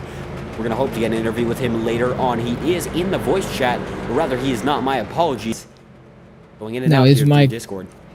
His mic isn't working, so unfortunately we can't interview the 42. When his mic is working, we can possibly talk. Oh, as we're going green right now, sorry for you people at home, but coming across the line, 6 laps to go. Cole Frelick still your leader over the 16 of Davis, and Antonio Mancini, after being spun by the 42 of Movick, we were just talking about, has clawed his way back up to the pack and is now currently 3rd place. As we come across the line with 5 laps to go. The laps have wound down here at Hickory Motor Speedway. But Cole Frelick is still your leader over the rest of the field. It looks like Mo Perry, who after a dominant race leader, looks like he's still stuck in the back of the pack, trying everything he can to get past everybody, but still looks like a solid 6th place finish for him in the books. Movick does appear to be mired back, and so does Mo Perry. But look at that, Antonio Mancini having a great run. If these top 2 wreck, Mancini might be able to get a shock win on that for sale unsponsored machine. But Josh Stoltz has something to say about this. Mid-pack is now up front, fighting for the victory as well. If Driving Davis and Cole Frelick have any contact, we might see an underdog upset winner at Hickory Motor Speedway with 2 laps to go. They're coming to the 2 to go flag right about now. There is no flag, rather, but they're going to get to the 1 to go signal in just a few turns time. And look at Driving Davis. He is chasing down Cole Frelick as quick as ever. We're going to be watching the final lap as best as we can, and look at that, the closest cameras possible. Davis, he might have to send one down the inside. He's getting closer and closer. It's a 0.3 of a second gap. He goes really wide. Can he send it down this time by? He tries to. He misses. It's going to be Cole Frelick getting it done at Hickory in the street stocks. Amazing finish for him after a long time fight at the end of the race with the 16 of Davis. He manages to pull out a lead. He manages to win the race. This is the 2nd race of tonight. But don't turn away, folks. We got another one coming. It's the SLMs at Hickory Motor Speedway. This is the 3rd race of the night. But we are to congratulate your winner, Cole Frelick, who got it done. Street stocks, Hickory Motor Speedway. And burning it down as he should, the rightful winner of this event. Of course, a little bit of contact for every driver. And one of them being Braden Movick, who is still on the racetrack, but he's not the winner of this event. Cole Frelick is burning it down as he should. Can I say that's probably the best burnout I've ever seen in a street stock? He's certainly trying at it, but it looks like the tire smoke fell off just a bit, but look at him go again. Yeah, it's definitely difficult to get good burnout in these, considering the lack of power, but good effort from him. Yeah, I'd agree completely. I mean, he parks it in victory lane as he should, so. And it looks like the celebration is over, but he has done it. It is Cole Frelick, our winner in the street stocks, and it looks like it was quite the race. From your perspective, a little bit of contact, but at the end of the day, you got it done. How does it feel to get this victory? It feels pretty good. You know, Movick's still trying to drive over me every race, but hey, we've worked it out this week, and we got us a win in the street stock race, so pretty nice. I wish I could have finished 2nd in Legends, but honestly, I don't know what happened in Legends. It just kind of all fell apart. It looks like right about now it did not fall apart, but that contact with Braden Movick, it looks like he was parked for the remainder of the event. Is that the case, or did he just back out? He got parked for this race. I think he can come back for super lates, but I mean, I don't know. Frankly, I don't care, but how about that, still getting it done? Did you think at the end of it you were going to be ran down by Triffin Davis, who was getting closer and closer? Oh yeah, I knew Triffin was going to be there. Triffin's a hell of a fucking driver on these. Oh, well, sorry about the cussing, but he's a hell of a driver on these sims, so. Well, it's better if it's from a driver than a commentator. Yeah, we take the emotion, absolutely, but the super late models are coming up. Do you think you'll be able to go back-to-back in these this track? No. I suck in super late models, so. Bold outburst. There we go. We got your opinion there, but you think you got a shot at maybe a top 5, given the field is a little shorter than I thought it would be, but still some great driving? Considering I was on my side 3 times last week, I think as long as I keep all 4 on the ground this week, we should have a shot at it.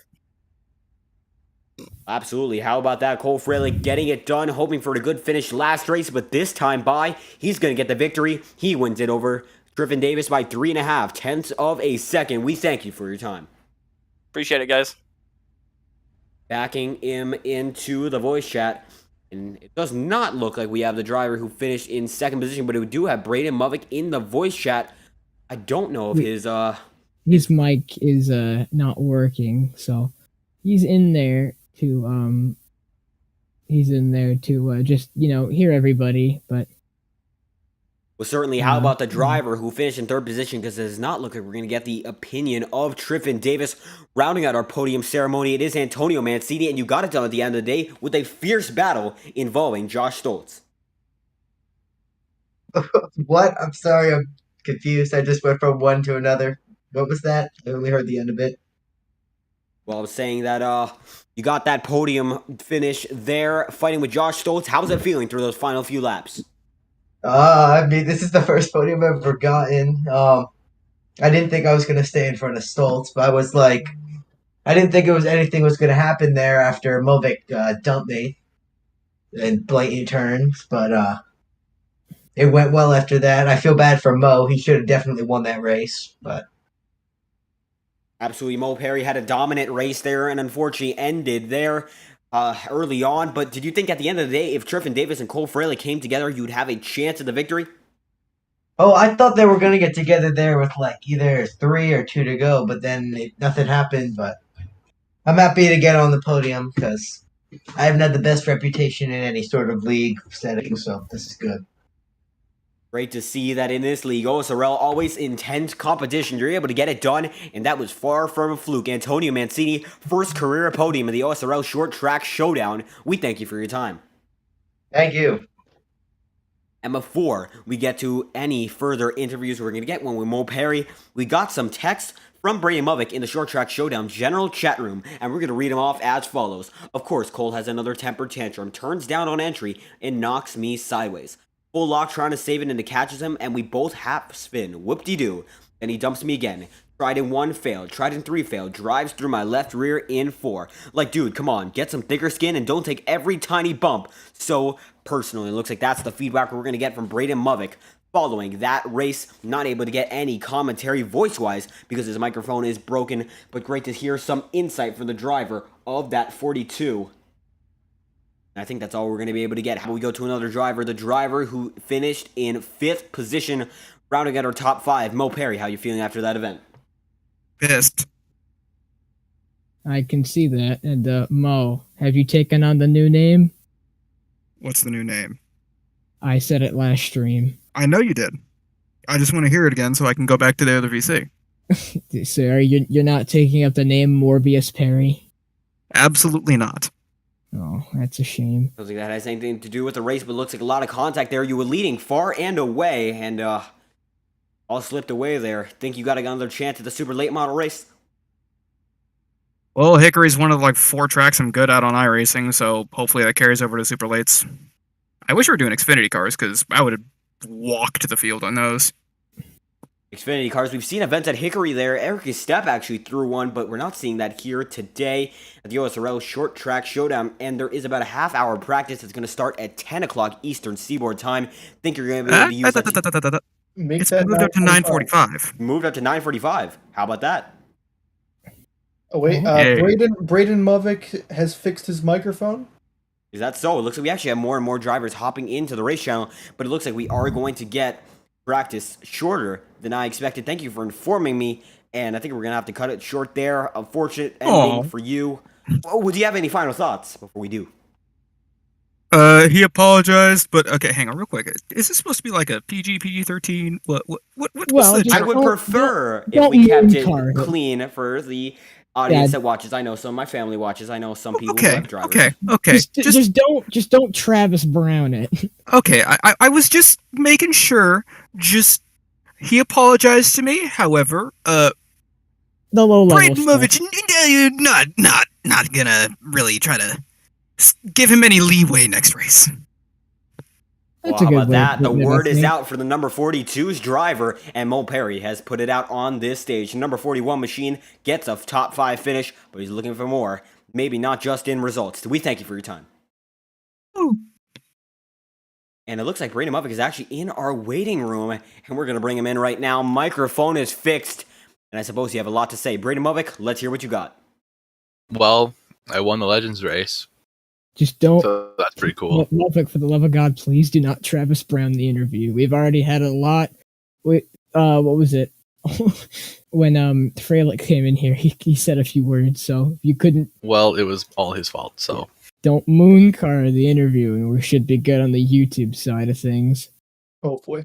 Absolutely. Well, he decided to come down like I wasn't there again, so. And then he dumped me later, so. And the street stock race, so it doesn't really matter. So that's two times in 5 races that he's dumped me for things that were not my fault. So I'd say he's got at least one coming in the next few races here. So got beef on the racetrack. Do you think we're going to see anything happening next race? Because it seems a lot of drivers have a little more frustration pent up in them than last time by, or at least from the last race. Yeah, I want a whole shebang. I need as much chaos as possible. That's what I would like. So How about that? The most chaos as possible, stated by Braden Muffick, who drives the 42 machine. Not able to get it done. Parked for the race. 9 laps down, but was up there in the front battle. He's looking for chaos. Next time by, we thank you for your time. yeah, you're welcome. And I assume we're going to drag him into the same chat room as the drivers alongside him. We saw him in Race Channel 3, so I brought him back there. And we're going to get one final interview before we go over our race results. I look at him in the wrong channel. But Josh Stoltz is here with us right now. And Josh Stoltz, you got a 4th place finish. How you feeling? I don't really know how to feel. I'm kind of annoyed because I got yelled at for not cleaning out a certain driver, but I don't race like that. So I'm fine with a 4th place. I know I could have gotten a 3rd, but it just wasn't in the cards for today. How about that? Looks like a little bit of discussion about who should have been wrecked and who shouldn't have. But we did see that battle there with you and Antonio Mancini. Think if there was just a few more laps, you would have been able to get it done? I think probably 3 or 4 more. I definitely could have gotten it. It was a battle of like him, or he would mess up on entry. I'd try and get in there, and then I just would mess up on exit, so I couldn't get back to him in time. Absolutely. Looks like a fair and even battle there at the end. Fortunately, no contact, but looks like some contact earlier with certain drivers. Do you think that next race is super late models, we're going to see some action involving you and other drivers? I hope not. That's pretty much it. I mean, it's a tough track. So it's a lot tougher than last week, and the super late models like to get really, really loose on exit if you put your foot down at the wrong time. So my goal is to keep it as clean as possible and be there at the end. How about that? Josh Stoltz looking to be there at the end, and he was tonight. Almost got a podium finish in the street stocks. We'll see what he can do in the super late models. We thank you for your time. Thank you. And how about this? We're going to bring up our race results, and we know that our winner is Cole Freilich, and dropping down our ticker immediately after. Jack Painter is in 11th, but Cole Freilich gets it done from 3rd position on the grid. Then Triven Davis, Antonio Mancini, Josh Stoltz, and Mo Perry in the top 5. Then it's going to be Marty Farrell, Scotty Smith, Braden Muffick, Tyler Lennon, and Ryan Narwaki in 10th. And finally, Jack Painter, who did not take the grid, in 11th position. And that is all we have for this event. We only have one more remaining, so stick around because we're going to have the next race coming to you. Once again, it's the super late models, and it is still at Hickory. It's going to be a great one to watch, but right now, we're going to be going to a short intermission.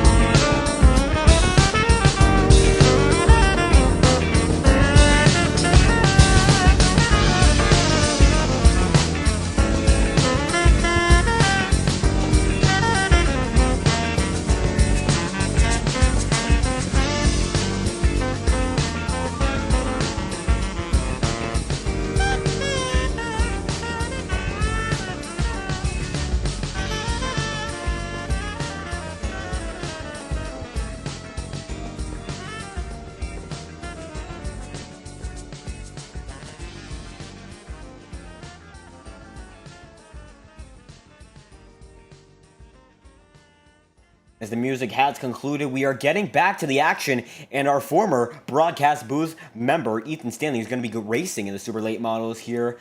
Alongside the remainder of the field, we so far have 6 drivers entered, and we're going to be showing you all of that when the session finishes its loading. It is the final event of the OSRL Short Track Showdown tonight, and it's going to be a great one to watch. These last 2 have been great as well. And I'm joined with Alexander Balderas. He came in a little late last race, but he's going to be here the full way, and so am I. We're going to finish this one out. It's going to be a great one to watch. We're just about there, and these guys are getting more and more entered, and more. We're going to be seeing them on the racetrack. Trading Paints is going to be loading their paint schemes up for just a few minutes, because Trading Paints, for some reason, not really friendly with me, but you can see right now, the action is on your screen. Really slow today.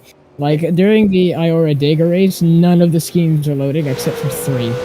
Yeah, I feel Trading Paints has, sometimes a little more inconsistent than it used to be. It's, something that's certainly a little more annoying than I would like it to be. We're going to be getting all these drivers' train paint schemes up as soon as possible. A quick intermission because it appears Trading Paints is not working correctly. We're going to manually restart it and make sure that the drivers' paint schemes are accurately represented. And that's the great thing about the iRacing service. There's a very easy and accessible way for drivers to practically trade paints and practically show each other what they choose to represent.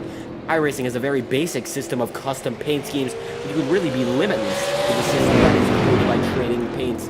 The guy is over, and I believe, which I do not know, the company led by Steve Lovender, the founder of Trading Paints, and they're a great group there, so you got to thank them because it's a limitless tool used with the iRacing service. And if you want to join the iRacing service, our referral code is in the description on this video, and it helps us as much as it helps you. You PR Hot Labs, promo code, get in $5 3 months. And that is PR-Hot Labs, all capitals.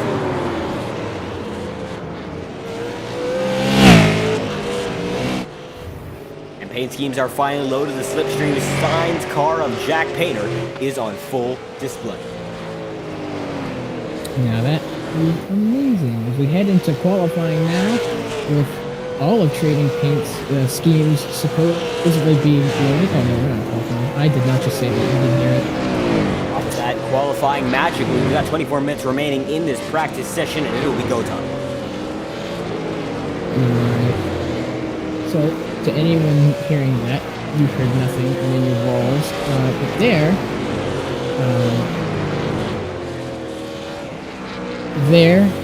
is the 15. Oh no, the 97. Give me a minute, y'all. We're going to be looking at the 15 right now. It's Cole Frelick currently setting it to his camera angle. And you can see he's in the Racing Nation TV Pontiac Grand Prix. You know, I actually went up to Virginia and saw quite a few Pontiacs. I guess they're a little more popular there. Even a children's playground had one akin to the 2003 Pontiac Grand Prix seen in the NASCAR Winston Cup Series. So that was an interesting one to see just about the middle of the night, you know. Didn't expect to have a NASCAR reference suddenly show up in the real world, accompanied by just about nobody except me and my phone. But you can see right now the Pontiac Grand Prix on your screen is not a physical object, but it's a virtual one driven by Cole Frelick. And Cole Frelick certainly not happy with the driver of the 42. That is great. Mother though, he's not loaded into the session yet. I don't know if he, after that race, I don't know if I'd be too happy with everyone driving, so me personally, I wouldn't take that one. Well, look at that. Braden Muffick's now at the top of the charts. My apologies. Look at that. He is there with Justin Allgaier-inspired machine, the Brandt-sponsored car. And Justin Allgaier, he's driven for Brandt for just about as long as his NASCAR career has gone, especially in his later Cup Series starts. His tenure has been a long one. He's very iconic with that Brandt design, and the core number was number 7. Xfinity machine. Yeah, you're right about that. With Braden Muffick getting back out on track. With the corn car, he told me he was in DC, and he's like, only doing,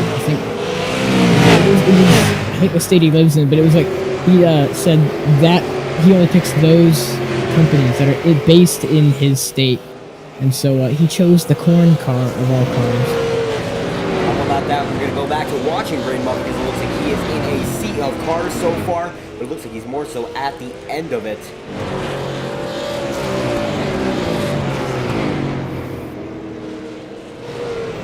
Right now we're watching for the TV3 camera, a very far away portrait of all of these drivers so far, and you can see that there's about 4 on your screen, and one who is entering the charts right now is Cole Friend. He is certainly going to try to make an impact this event. Well, hopefully he can get it done this one after getting the win last time out. We've got Ethan Stanley. Wow, look at that. The 91 car in P7 on the board. You can see that Ethan Stanley is trying to get his practice laps up to grips. You can see a little bit of contact there with the 15 car. He is going to have to back it down. This car is on the wall. This is the epitome of short track racing. The fastest...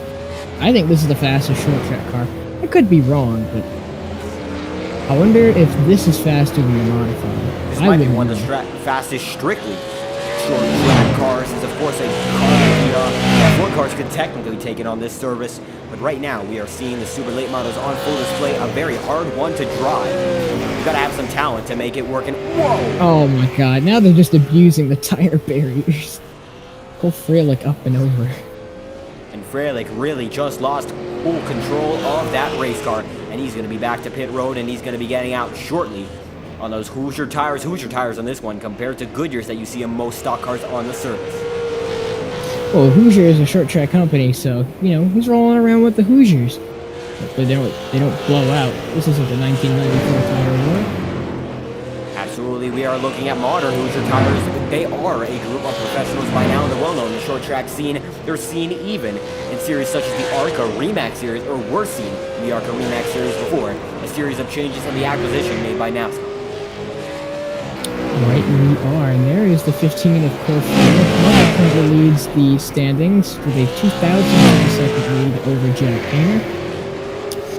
That's Farrell, Perry, Freilich, Stoltz, Stanley, Mancini, Grindel, and Dawes. Grindel and Dawes have not set a lap yet. They sit in 9th and 10th respectively on the charts. With 20 minutes to go in qualifying, I believe it was Braden Lovick right. Oh, yep, he's up and over at the exit of turn 4.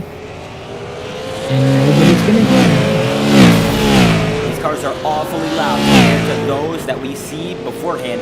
So to make sure you hear the commentary in full, we're actually going to be doing a quick intermission just to make sure that the best experience for the viewer is possible. Because these cars rip louder than almost any car on the surface when it comes to a short track, especially the acoustics on iRacing are matched.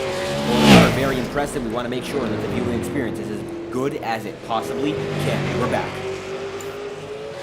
Yeah, the super lates are fantastic to listen to. If you have nothing to do in your free time, just drive around the super lates and then just listen to the replay. It's absolutely ungodly. These things sound amazing. And there goes Braden Lovick for a spin in the infield grass. We got some drivers going around right now. Looks like Harry Grindel is almost going to lose it. He does cake it into the wall there. But he's still going to be underway. We're going to be showing an automatic selection of the most interesting cars on the racetrack, so we can see what's going on during practice and see what is happening with all these drivers and their mindsets. Ethan Stanley, he has actually a Sailor Moon car. How about that? Shades of the 1990s there. He is driving it, getting quicker and quicker each time by. He's just about 3/10 off of Braden Lovick, and Lovick is back to the top of the charts again. 91 of Ethan Stanley, who was just in the booth. You heard his voice with that Sailor Moon car. I wonder if that's the car that's going to go to victory lane. You never know, but he normally runs his Port of Dandong cars, and the High Ping Rebellion cars are mostly his favorite to run, but the Sailor Moon SLM is quite interesting. Very interesting choice for a driver we know well in the Iora scene of things. This is his first OSRL start overall. He's just trying to get to grips with this car. Looks like right now he's 8th on the timing sheet of 10 complete drivers. It's a 10-driver field, and it looks like all of them are going to be able to take the grid. Jack Painter this time by his 2nd on the charts, following no showing the last event in the street stocks.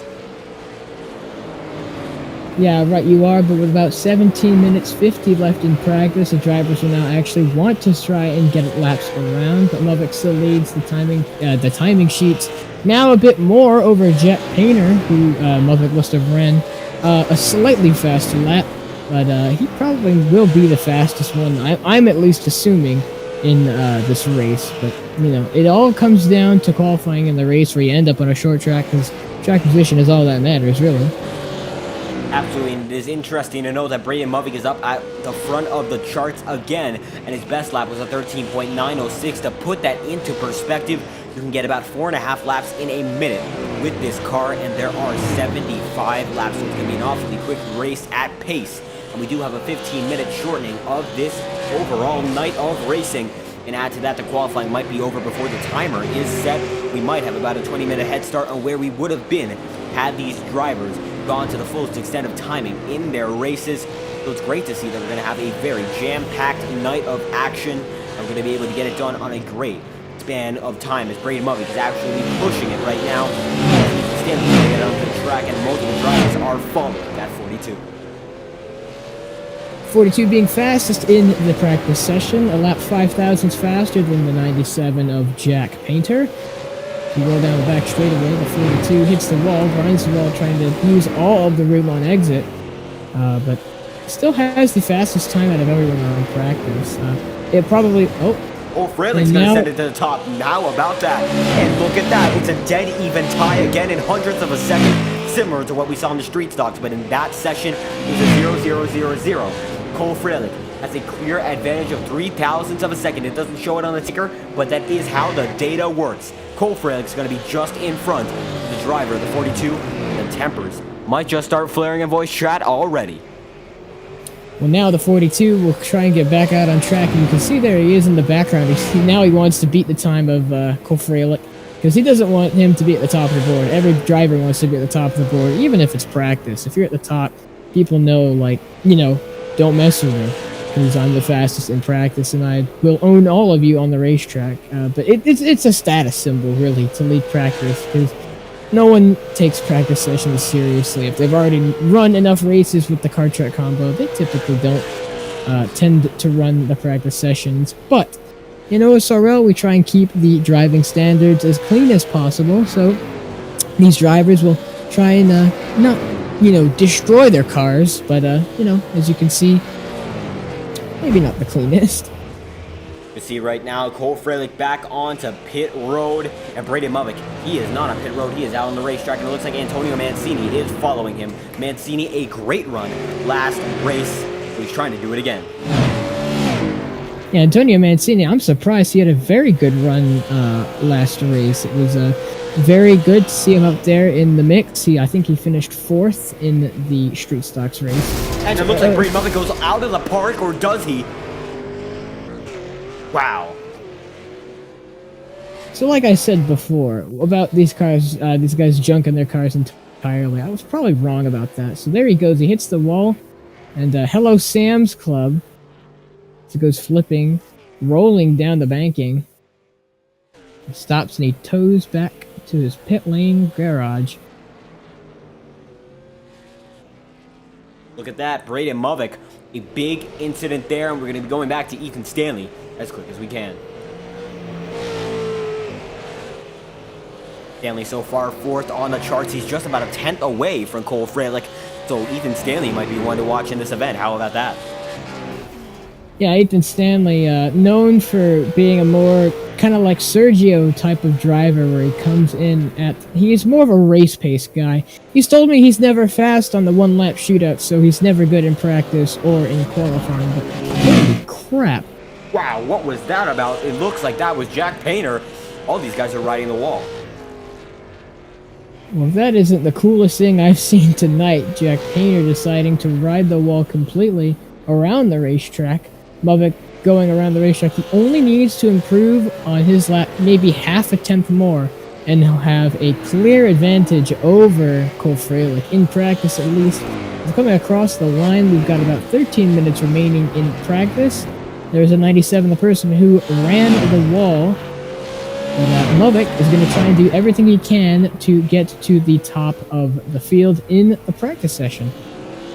Right now, Movick is running about 0.6 of a second slower than his fastest lap. He's back out on the racetrack again. The 41 of Mo Perry is in front, and Mo Perry not happy with Braden Movick as well. Probably going to let him go. It is just a practice session. No need to be upset early. Got to be upset when it counts. But Mo Perry so far going to get a good run. He might be frying the tires though. Whoa, Jack Painter's in it again. Well, that's just Jack Painter for him. There Perry slides it about. It looks like he's going to slide. Oh, he takes Movic.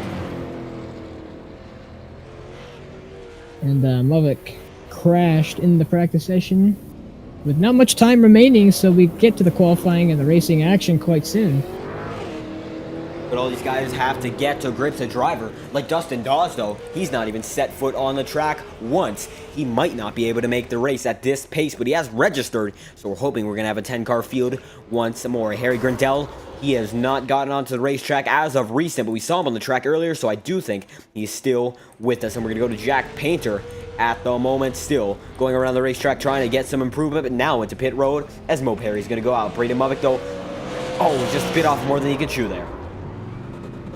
Yeah, but he did save it. He went all the way around 2 times, and he saved it. As there he goes. But that was a fantastic. What is it? 360 twice. What? 720 pirouette down the front straightaway. I would say that is the case. Ethan Stanley, the second most practiced laps, and it shows. Josh Stoltz has the most. He is 8th on the practice charts, but he wasn't quick in the practice charts last time by, and still got a great finish out of it. So maybe it doesn't matter to him. But Ethan Stanley, he's making waves each time he is out on the racetrack. 51 laps and counting for the driver of that 91 Sailor Moon machine.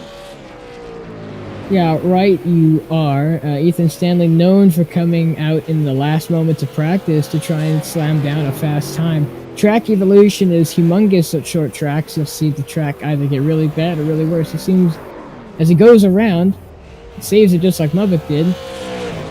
There may be some dust or dirt in turn 4 causing the drivers to spin her around, but I guess as there goes Movic across the wall. Movic's going to get it hit big time as we see Mo Perry in that, I believe, the Tauhau Fujifilm machine going around the racetrack in the Hickory Motor Speedway circuit. He is making good work of it. He's 5th position right now and chasing down Stanley's time. It's a difference of 0.03 of a second. How about that? This is fantastic to see. You want to see the guys racing hard but fair. And I think right now we're racing in practice, but they're also exploring the exploitations of the track limits, as I'll say that. Oh, a little bit of netcode there.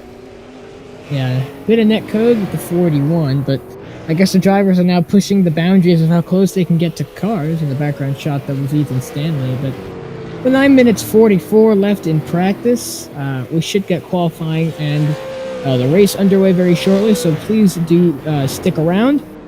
We've got just barely any more of this practice session remaining, so we'd love for you all to try and stick with us and get to the last practice session before we get to the more exciting action. Absolutely. Possibly the most exciting race of the night is going to be coming up shortly. If you do enjoy the action so far, be sure to like and subscribe. It's always greatly appreciated.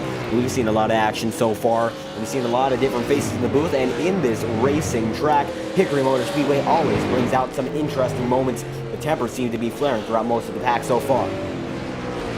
Yeah, right, you are, Croix. The tempers are starting to heat up on the track. A lot of people not happy with certain drivers, but you'll be able to see that on the track, so I won't spoil it for any of the viewers who just tuned in. But as it was probably what they predicted, we have a lot of short track tempers. Absolutely, short track tempers, they are key to racing short tracks, whether in the real world or in iRacing. And we're going to see more and more action as the night goes on. Mancini seems to be using the apron, trying to get a little quicker. He is currently 9th on the chart, so it might not be working for him, but he's certainly trying to find something out. Yeah, right you are. 8 minutes 20 left in practice. Just stick around for 8 minutes more, and we'll get on to the more exciting things of qualifying and the race. I believe they will have 5 minutes to qualify, 2 laps for every driver. If they have 0 X's by the end, they can also choose to not qualify as a 92. Oh, splits the middle there. And but they can choose to not qualify and base their position on iRating amongst the people who also did not qualify. So it's time-based up until nobody sets a time, and then it's based off of who has a higher oval iRating. The higher oval iRating you have, the higher up of the non-qualifiers you will be put on the grid.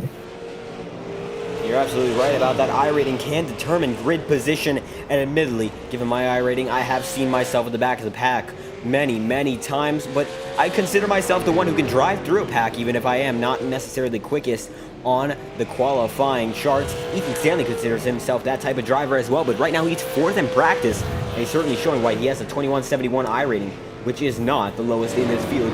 He's just about in the mid-pack when it comes to whose iRating is the best here. He has a few drivers below him and a few drivers just in front. Yeah, right. You are that iRating is honestly a pretty good iRating to have. I mean, it's modest. It's not Parker White, who has an extreme amount of iRating. But to those of you out there who do not go outside on the iRacing service, good for you. You found something you enjoy. But take a shower, please. Leave some room for the rest of us. How about that? Talking about iRacing. iRacing obsessions, they are a real thing, obsessions on iRacing, but I think that right now we're not seeing that. These guys are just racing hard, and they're racing their nights away. It's not every day, not every night. There's only 30 minutes of practice here. A lot of these drivers are trying to get what they can. As you can stand, he's going to back it down again. Cole Freilich is out on the racetrack. Yeah, right, you are now with 6 minutes 15. It seems like I said 8 minutes 2 seconds ago, but we wind down practice time. Everyone's kind of winding down their runs. And with 6 minutes just nearing, it's 6 minutes till we begin qualifying and the race. Before we get on to the most exciting stuff of the night, I think this is going to be the best race of tonight. I think it might just be the most exciting race of the night as well, and we are waiting for it to get started. 5 minutes and 46 seconds, and then we're going to get to qualifying, and qualifying was intense last time by, as you have a visitor in the booth. What's up, Schulte? Hi. Can I commentate? I mean, I guess. Oh, big flip there, and it's Cole Freilich upside down on his roof.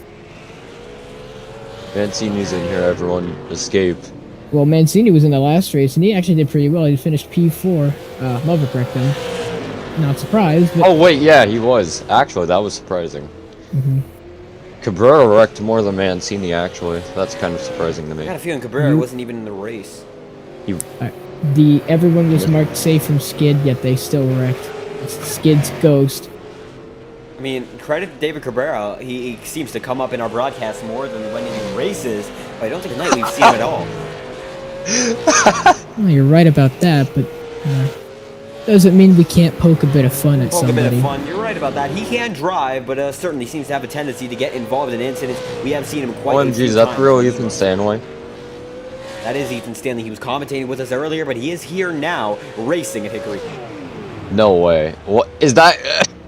What's that car? What's the sponsor? What's the anime? I have a feeling I know. I'm gonna say Sailor Moon. Yeah, that's what we thought too, but you know, you can always ask the man himself, Ethan Stanley. I'll just look up Sailor Moon on Google. Give me a second. It's also 10:11, so happy Dodgers game time. Dodgers game time. How about that for those of you on the West Coast? It is actually, I believe, 7:11. Yeah, 7:11. I actually don't know what they're called, but it is 7:11. Pacific Standard Time, 7:11.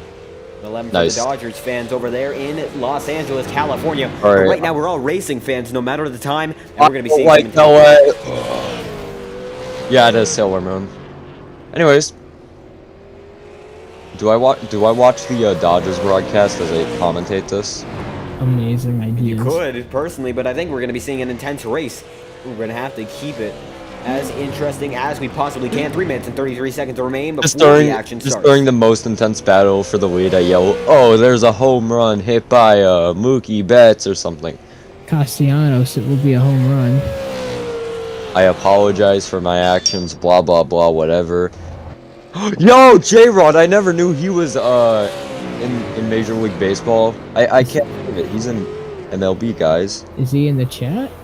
Nah. My MLB app said, "Oh, watch player name and then J-Rod," and I'm like, yeah.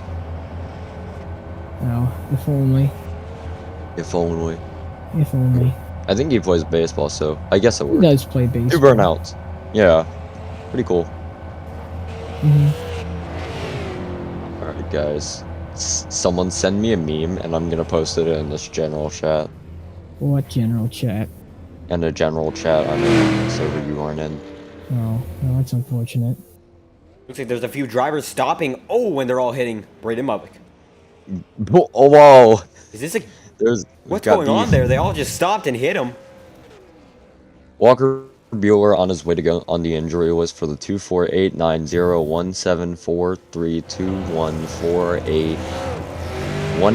24890174321481879 time. I just posted an NR2003 GIF of a car just absolutely flying. Oh, it's out of here. Looks like Braden Mubbock is beating on Mo Perry right there. The car is being destroyed. Whoa. Jack Painter is getting on into it too. What's going on here? It's Are we a having four-car battle, a and they're all hold just on, alright. number 41 Now it's just machine. like it's a WWE fight. Alright, get ready. They're all getting into Mo Perry. Oh wait, now they're taking the Legends Oval. Bing bing! Oh, Putting it down, Antonio Mancini in frame. is- Ethan Stanley's involved too. Oh, not Stanley. It's unfortunate. It looks like Ethan Stanley is somewhere we can't really see according to our cameras. We're gonna try to find out what's going on from a different angle. Oh, they're pushing him into the garage. Oh, that didn't work. Oh. They're all trying to get into the garage area with 1 minute to go. I don't think it's gonna happen. You never know. It's Hickory Motor Speedway. Gotta be more. You gotta be And more iRacing. hopeful than that. It is the iRacing moment. Certified iRacing moment. Mancini! Mancini's gonna set it up and over. These guys are absolutely playing about with only a minute left in practice. Oh my god. There's someone making laps. No. Are they gonna try to stop Braden Mubbock from getting one more in? We will see. Yeah. Looks like oh, he gets destroyed. How are my car noises? 17 out of 5. Kyle Larson number? Well, we don't want to imitate him on stream because we all know what he did. 15 seconds remaining. It looks like Cole Freilich going to be the fastest driver in practice by 3/1000ths of a second over Braden Mubbock. And the timing is just about to stop. Ethan Stanley's going to ramp it up, and that is it. Practice is over. We're going to be entering qualifying. I don't know what I'm doing right now. Help me. Alright. Braden Mubbock burns it down, but it is over. Time is up. And Dustin Dawes has just entered the session. Oh, Lord. Well, it looks like he pray did. You for saw that his everybody. timing was actually shown on the board. Not sure why. Maybe there was just a timing and scoring error, but Mo Perry's already on the track, and so is Ethan Stanley. We're going to be watching them right about now. Of course. See all of these drivers. Who's going to get to the checkered flag around the start-finish line first? We will see, but it looks like right now Mo Perry has the advantage coming across the line. Oh, Mo Perry's going to bin a lap at Ethan Stanley. He is not. Followed by Cole Freilich, who is in. If anyone remembers the lap by Ayrton. And look at that, the game is still on when it comes to the mind games of qualifying. We are still going. Cole Freilich, he is going back out. Mo Perry is going to be the first one on the charts, I believe. But Ethan Stanley might be able to take that throne. Stanley got a 14.165, a good lap for him there. How about that? Good work there for the 91, but there's still some drivers trying to go quicker, still some drivers who might go slower. Waiting about for the drivers to get on top of the game. Antonio Mancini's going to spin it around there. Nothing's going to happen there, but Mubbock's going to take the point. He's just about a tenth ahead of Ethan Stanley. Cole Freilich, though, is going to take it by 500th of a second. That is the half of a tenth you talked about, Throttle. That's what I was saying, he's going to try and get him by half a tenth every time. It's, it's every man out for himself on a short track, and you've got to do what you got to do to get ahead of everybody. Absolutely, look at this. It's going to be Harry Grindell going for it this time by Mo Perry's run is over, and Perry sets it to the top of the charts. Mo Perry, undeniably an undercut there. An upset top of the charts, pole position run for the Mo machine. He is now up front. Just don't say what. Oh, I already made the Mo Perry joke. Harry Grindell limping it around. Not sure what's going on there, but Marty Farrow, Josh Stoltz, and Jack Painter are not qualifying, so there might be an issue there. We will see. We might be advancing to qualifying shortly. Not the Renault. He's brake dragging. He's cheating, guys. Report him to iRacing. I honestly believe that is the dumbest argument, that people tried to call that hacking. Harry Grindell still limping around the racetrack. Oh, yeah. Man, Who's gonna win? if only it was ATVO, because then we could see the glorious Grindell. So it's You know- my You Shut know up. you know exactly what I'm talking about, Shelby. Shut up. Shut up. I didn't feel like streaming tonight because I know my sleep schedule is messed up because I gotta do a stint at 2:30 a.m. For to start what? the race. what? You know what the Global Endurance Series is? I mean, I guess. They're running at Watkins Glen, and What is the only session for a race, like at 2 in the morning? no, there's 2 of them or 3, but the first one starts at 2 in the morning, No. which I'm very scared about because I have no practice. You seem a bit nasally, like you should need a tissue. Yeah, probably, but nah, I'm fine. Also, I just woke up, so maybe that's why. You just woke up and now you're Yeah. here. Yeah, I woke up like an hour ago, and I haven't spoken at all, so these are my first words of the day.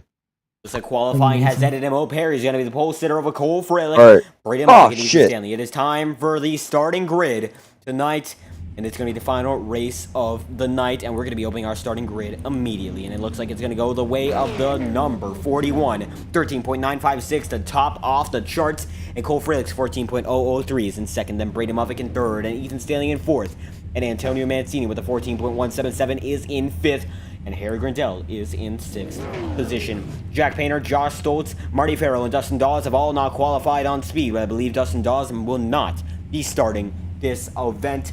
He'll be scored. The race lapped down. We're going to see how many laps it lasts, though, because it is scheduled to be 75, but you can get 4 laps done a minute. So it's an awfully quick pace. We will see. This might be the quickest race of the night, given how quick these race cars are. That is our field, a 10-car one at that. It's going to be a great one to watch. The SLMs are incredibly fast, especially probably the fastest short track car. I'd say the F1 could give it a good run. The F1 car, the Mercedes AMG W12.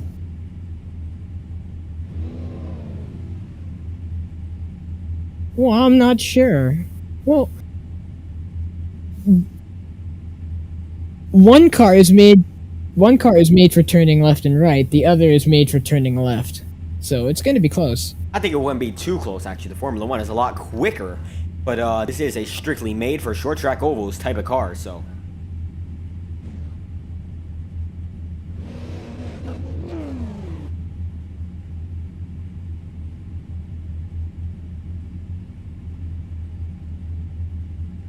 Looks like Alexander Balderas is going to mute for just a second. We're going to be getting to the racing action right about now. The pace car is leading this field, and Mo Perry is going to be the one to watch. He is on pole, but Brady Movick, who had some incidents beforehand with the number 41, is just behind. The drivers are already revving their engines.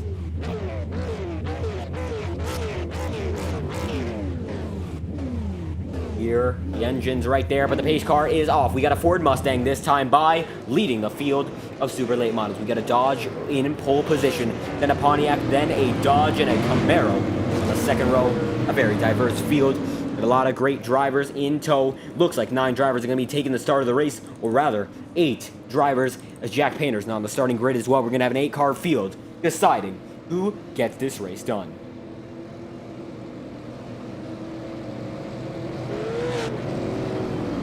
Thought they went green already.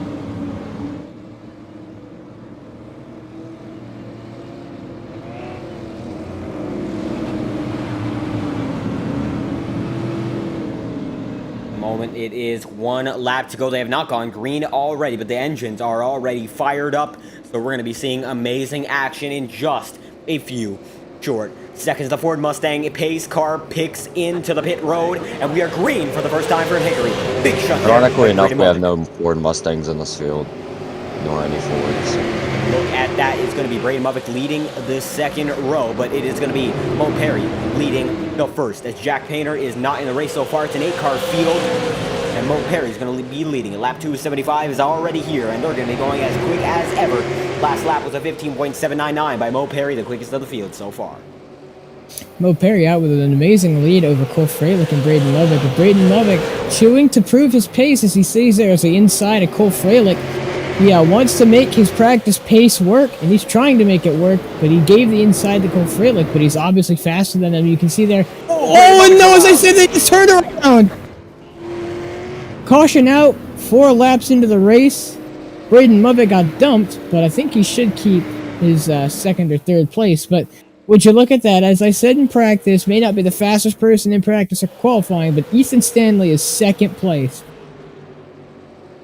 And it's very impressive for Ethan Stanley, but this incident might have just helped him a big way. Maybe just gained about 2 positions there. And look at that. Lovick got loose, and it looks like Cole Freilich finished him off. Oh, and Ethan Stanley got into it. Oh, Ethan Stanley tapped the back of Cole Freilich, but I'm sure that would be deemed as a racing incident. There was nowhere for Stanley to go, so. Absolutely, Ethan Stanley, I do not think is someone who took part of that incident as an aggressor, but he's in second place now, so he's been awfully aggressive on the start, up 2 positions, and who knows, he might have the pace to deal with Mo Perry. Yeah, I think you're right about that, Kreutz. I think they're going to do a good job here of trying to vie their way through the field, but it's Perry, Stanley, Stoltz, Mancini, Lovick, Farrell, Freilich, and Grindel. Absolutely right about that. It's an 8-car field, unfortunately 2 retirements already. We hate to see that. Ethan Stanley dropping to the bottom of the field on the ticker. That is a timing and scoring error, and unfortunately unavoidable on the iRacing service. Yeah, right, you are about that, Kreutz. An unavoidable occurrence, but one that might... if you do have Spectrum Internet, I feel bad for you. Spectrum Internet I do not have. I do, though, have the local internet that is provided by Altice. They've got a numerous amount of services internationally, and they are a French-based company, so I do not really reveal much by saying that because they have a lot of work around the world. But right now, Mo Perry is putting the work in as a driver. He's leading the way, and Ethan Stanley is in tow in second position. Josh Stoltz, though, is in third. How about that? These guys are getting quicker and quicker each time by, and Stoltz is learning a lot. He's just in front of Mancini.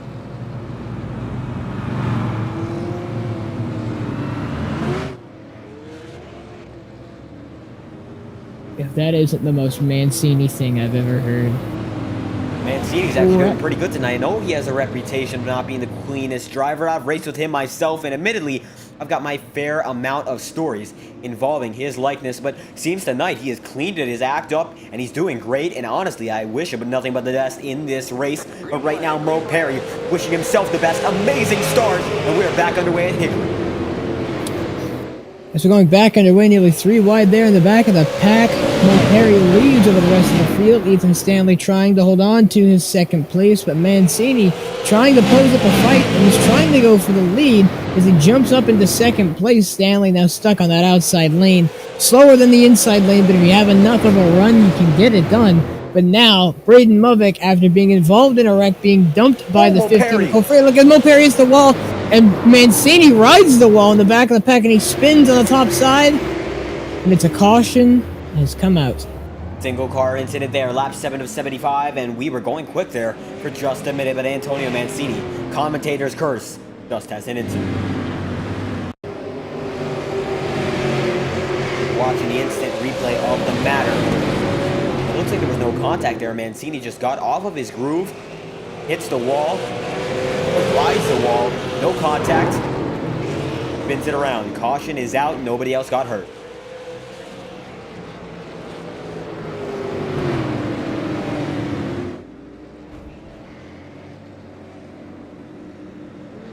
Going back to the live feed right now, it is Mo Perry leading over Antonio Mancini's recent passerby, Braden Lovick, and Ethan Stanley is still in third. How about that? He's going to be on the inside line. That might be a big advantage. The anger is immense.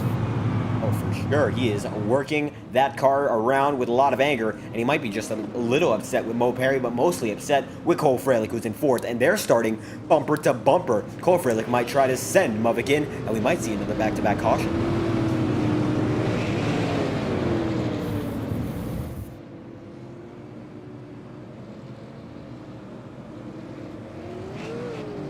our rolling round is 1 to green this time by, so we're going to be seeing a lot of action. How about that? We are right about there to the pit road, and look at that. It is going to be for the second time, go time. Mo Perry gets an amazing start again, and Ethan Stanley chooses the outside line. So maybe Cole Frelick's going to try to do something immediately while Ethan Stanley tries to battle back. No contact there. Mullins sends it to the outside. Fantastic racing with the SLM. Braden Harvick after being done. Oh my god, Mancini's right on the wall again. Oh my god, he hits the tires. He's flipping in the back. Second caution, Antonio Mancini. That one was a little bit hilarious.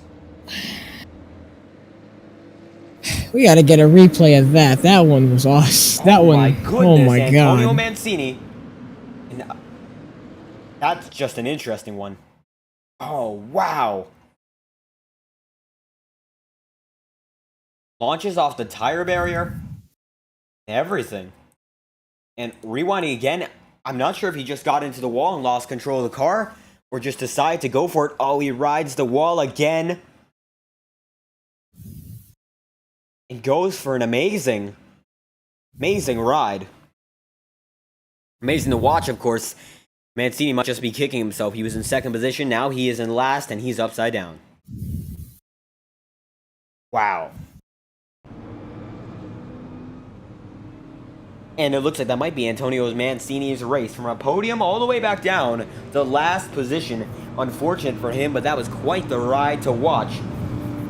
I do hope he gets back out on the racetrack in spite of all those damages, or rather all the damage he has done to the race car. Mo Perry leads the way over Braden Harvick. Mo Perry, a leader over Braden Harvick, Cole Frelick, and Ethan Stanley. Ethan Stanley holding his own position, been in the top 5 out of lap 1. So I think he has a good chance of winning this race.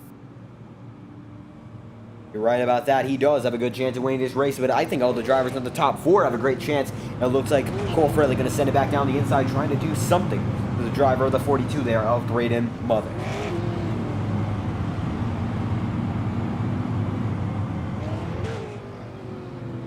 All these drivers are slowing down. It is going to be not 1 lap to go this time by, but it's going to be 2 laps to go. Pace car lights are still on, so we're going to be waiting for this command for these drivers to get back to racing. I think it's going to be coming to the next lap.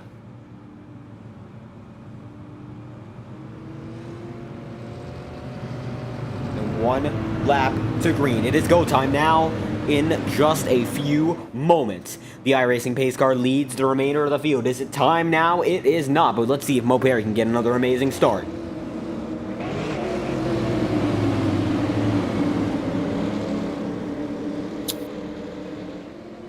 And it looks like it is go time now. The pace car is in, and for the 3rd time tonight, we are green, and Mo Perry gets an amazing start.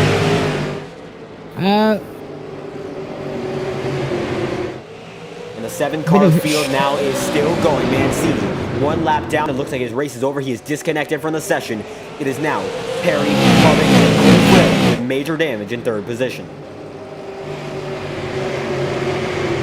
Right, you are. Now Mubek tries to get to the back bumper of the 41. He puts his nose in. You can see there he's sticking it on the inside. And it goes side by side, and Mubek takes the position entering turn number 1. But now Mo Perry is going to want that position back. Oh, are they all? No, they're fine.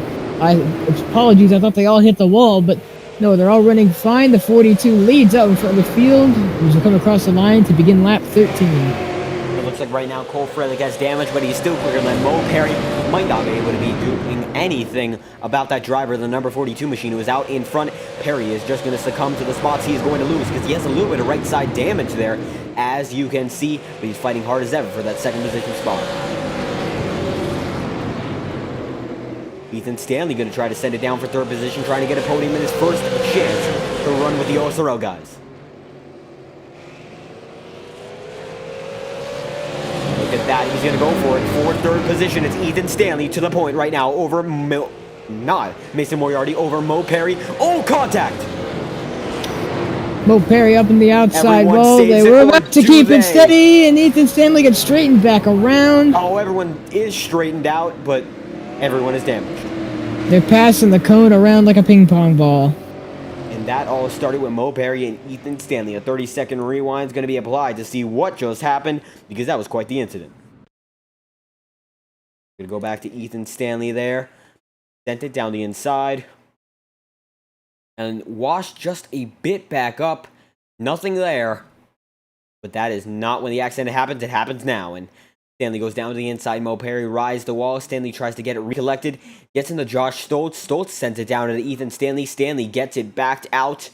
And Mo Perry hits Ethan Stanley again. And then it's going to be Harry Grandel getting into all of them. And while they're all straightened out, they're all very slow and they're all very damaged. And the cone flies away quicker than they do. Look at that. The cone keeps pace for just a quick moment. Gets hit one more time by Ethan Stanley before being let go by the entire field. About that. The pace, the pit lane exit cone that is supposed to tell the drivers when they are safe to merge back onto the track held pace speed better than the cars did. But Braden Movick, your leader over Cole Freilich, and then Mo Perry and Ethan Stanley, your fast four. After contact early on, Movick has fought his way up and is still the leader of this race. And I think it's very impressive that he caught his way back from basically last after being dumped all the way to first again. Absolutely, but it is a short field right now. 7 cars are still remaining on the racetrack, so it is unfortunately shorter than what we started with 10 registered drivers. And looks like we're going to be going 1 to green this time by, and we're only going to have a few more turns of pacing action before we get back to the race.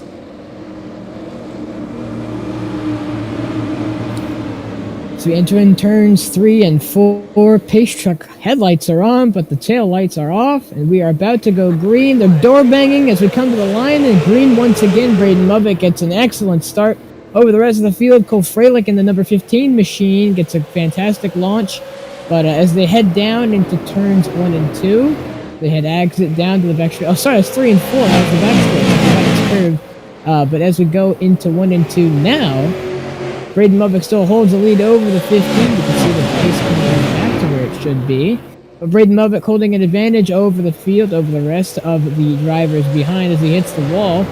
Very common for these drivers to go all the way up to the wall and just tap it slightly. It looks worse outside than it does in the cockpit, but Ethan Stanley still holding a nice 4th position, going to try and see if he can cut back through the field. But to begin lap 20, Braden Movick is still your race leader. And look at that, Braden Movick leading the way, and it's a 7-car train right now. They've all got pretty even lap times. It's a spread of just about 0.2 of a second. Braden Movick's last lap, or rather, it was his last lap is a 14.153. And the lap that Marty Farrell, with the last driver in the lead lap, just ran to 14.332. They're all very close in speed so far, but nobody's able to catch one another. Yeah, right, you are. As Movick dives it down into turns 1 and 2, the Cole Freilich can do nothing to try and stop. He's always trying to catch that 3 and 2 machine. As I say that, he does get a little bit quicker, and he does try and close the gap. But Braden Movick is just faster out through 3 and 4, and he gets a way better exit down the front straightaway. You can see corner exit, he's just insane. He gets a great launch off of 3 and 4. Watch the gap as we exit here. It's going down to 4.0, but he gains all that time back as Cole Freilich hits the wall. He gains the time on entry, and he sent it in that lap. But yeah, that's going to cost him, and now Movick gets an excellent exit once again. As you can see there, he's just very, very, very good on exit. He just leans the car out, and he gets it done out of the exit. And absolutely right about that. It is the number 42 machine leading the way in pace as Mo Perry's trying to catch up to Cole Freilich right now. We're going to send it back to that battle for 2nd position. Oh, Perry's going to get into the wall, and so is Ethan Stanley.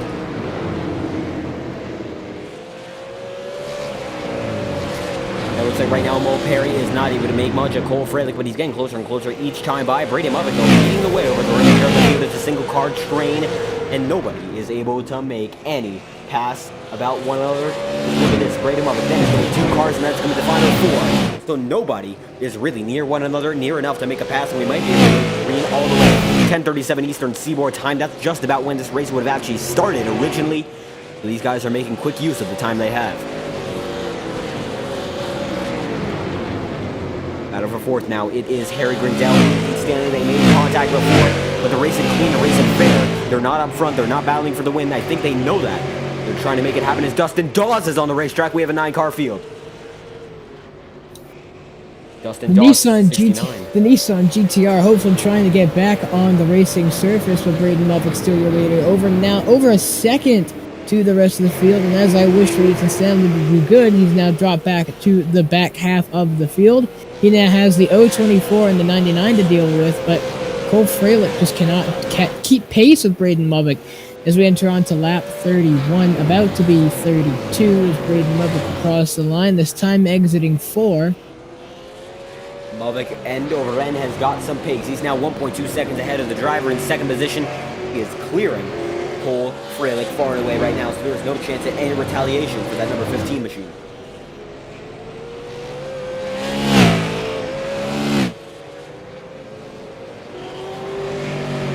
Looks like right now, Braden Movick was asking for chaos beforehand, but it looks like we're not getting any chaos. It's a single file train most of the way, even to the back of the pack as Ethan Stanley makes a move on Marty Farrell, and that Taylor Moon machine is up to 6th position, trying to get back into the podium places.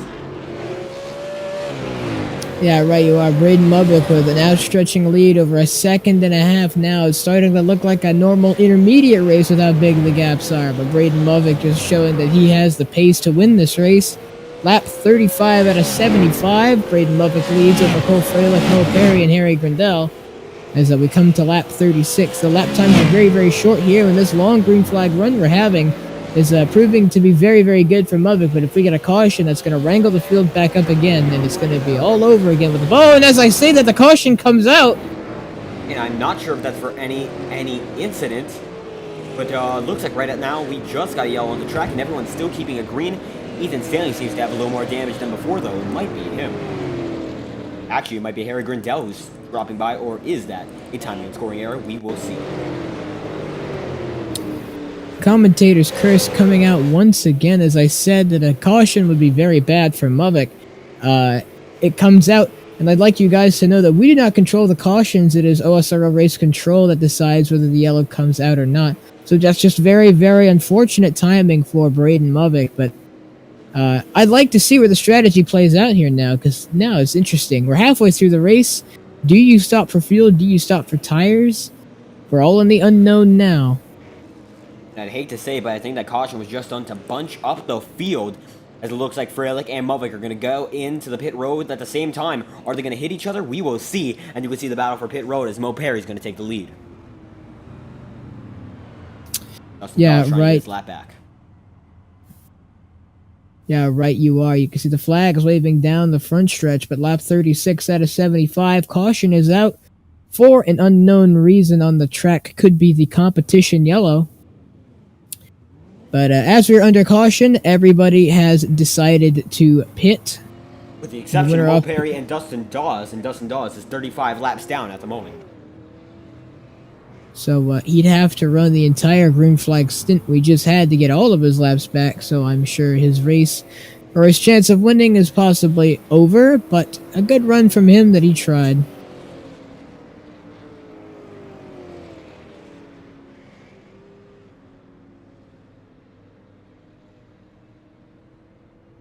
Absolutely right about that. Dustin Dawes wants to keep on racing, but it looks like right now no competitive chance for the driver of that 69 machine, as Antonio Mancini is out. Dustin Dawes might have a chance at passing Mancini, though, when it comes down to the final few laps.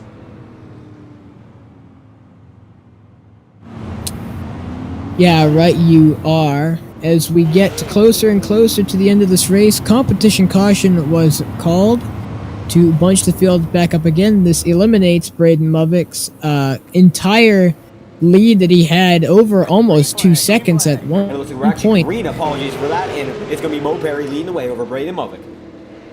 It's not very good. These pace car lights aren't very bright on these short tracks, but on the big ones they're very bright. But Braden Movick now running second place, lost the battle off of pit road, and now he shoots back to the inside. The 41 on the outside, 42 on the inside, shoves him up the track. Movick running him to the wall. They're still side by side, wheel to wheel. The tire strategy that Braden Movick had has now gone out the window, but once again, Braden Movick pulls out ahead, and I feel he's going to outstretch his lead. Harry Grindell trying to shoot, gets loose on the apron, but now he's fighting with the 41. This is just giving Movick the lead, giving him all the clean air in the world, and giving him a chance to run out and stretch his gap just like it was on the green flag run. This battle for the lead is intense. There's multiple manufacturers, a Renault, a Pontiac, and a Dodge. They're all going at it in second position right now, and everyone seems to be awfully competitive. Braden Movick has something these guys don't. Oh, the Renault's going to be in the wall. Renault in the tires. The 70 Renault machine just hit the tires entering turn number 1. But Movick leading over 1.5 seconds, so whatever that caution did, it basically just turned it back around, and if anything, it gave more of an advantage to Movick, as he has fresher tires than mostly the rest of the field, and now that he has the lead, he has track position, which is very crucial on a short track. Eric Grindell just lost the position there. He's still in the podium places, and it's a big battle there in the mid-pack, although it is spread out. Any of these guys down to Marty Farrell have a still very realistic chance of getting onto the podium, as Cole Fralick and Braden Movick are running a 1-2 show. They've been very impressive as Dustin Dawes gets up to 8th position. He just passed Antonio Mancini according to laps down score.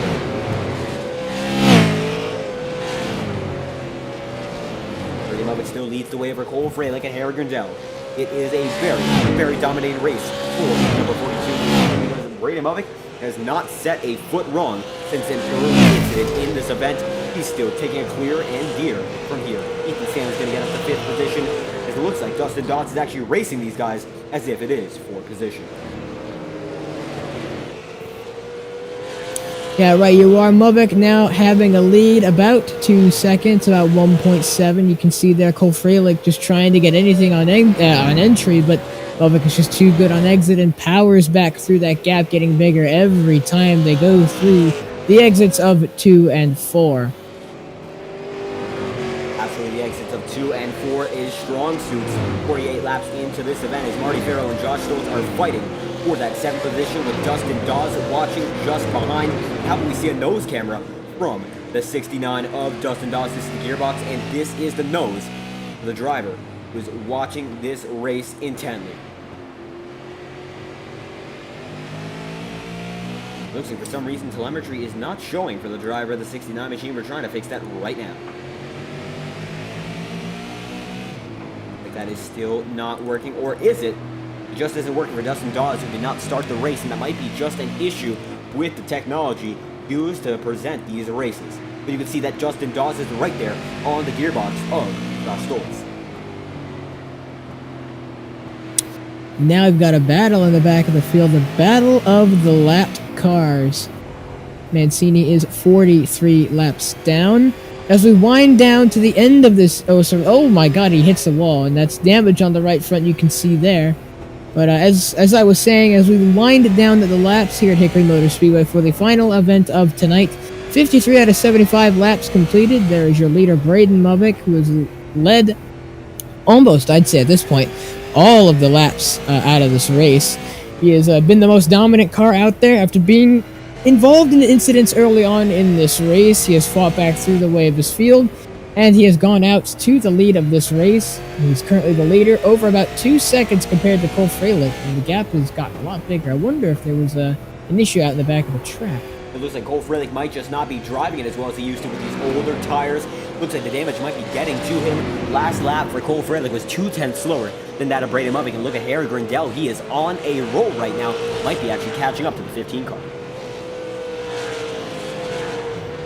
Yeah, right, you are. Cole Fralick seemed to have a sudden pace drop-off. Now the 70, after hitting the wall, is trying to catch up to the 15.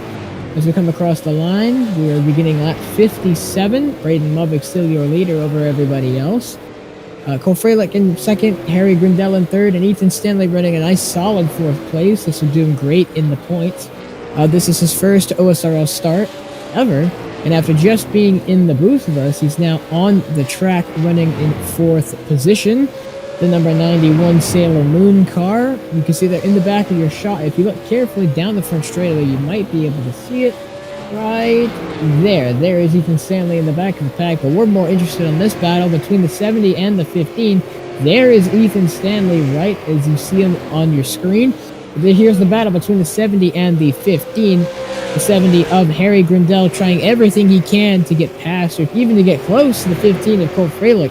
But as these two try and battle on and have to go defensive, Braden Movick has now outstretched his lead to about 3 seconds. But here, the 70 looks for a move, but he can't get it done. He's waiting to see when it's a perfect opportunity to slide down the 15s inside and try and get the move done as quick as he can. You can see that the brake rotor's lighting up a bright red, heavy braking down into turns two, just entering turns 1 and 3. And you can see that there are only 14 laps to go. Braden Muffick is running a clinic, and this might just be the fastest race of the night because of it. Because look at this battle. It is getting closer and closer, but the time is running out. So Harry Grindell is going to have to pick his moment as best as he can because he's got so much time before the chance to pass Cole Freilich is done for. Braden Muffick is going to have to run away with this victory. As a result, lap 64 for the top 3 drivers as Ethan Stanley is crossing that line right about now. There's very little time, effectively just about 3 minutes of racing remaining. That's how quick these laps are. These guys are getting them done as quick as they possibly can. We're in the 14.5 range when it comes to lap times right about now. They're mellowing out, but still very, very quick from all of these races. Oh, it looks like Josh Stoltz very, very high up there, falling a little bit of a block there on Harry Grindell, but Grindell's still got 10 laps to go to chase down the slower and damaged Cole Freilich. Yeah, right you are. Braden Mobeck now having his lead being clawed into it, looked like, but now he's just outstretching it even more. Dominant race performance as we come across the line. We begin 9 laps to go. The race has whittled down caution after caution. This is the second longest green flag run. As across the line, it might tie the one we had earlier, but coming to the line, we will be on 8 laps to go. You can see there. But Braden Lubbock, the leader of this race. This is the battle for second place. The 15 and the 70 going at it as Braden Lubbock in the 42 outstretches his lead. You can see there the Renault trying everything it can against the Pontiac, but just cannot get it done. That Pontiac Grand Prix is out in front of the 70 machine, not out in front of the lead. Who is in the lead is Braden Lubbock. We come across the line, we begin 6 laps to go. There you can see they're at the top of the ticker, 6 laps to go. Braden Lubbock leads over Cole Freilich, Harry Grindell, and Ethan Stanley in a beautiful 4th position. On board telemetry with the 70 machine, trying to catch the 15 car. So we enter in the whittle of the last few laps of this race. 5 laps to go. It is whittling down to barely the end. And here we are sitting at once was the start of a very long race. We are at the wit's end. Coming across the line, 4 laps to go. Brought to you by FTN Network and the Slow Broadcasting crew. As we enter in turn at number 3, the 70 of Harry Grindell tries to catch the 15 of Cole Freilich, who, as desperation starts to creep in, he's going to try and do every move he possibly can. Renault v Pontiac, who's it going to be?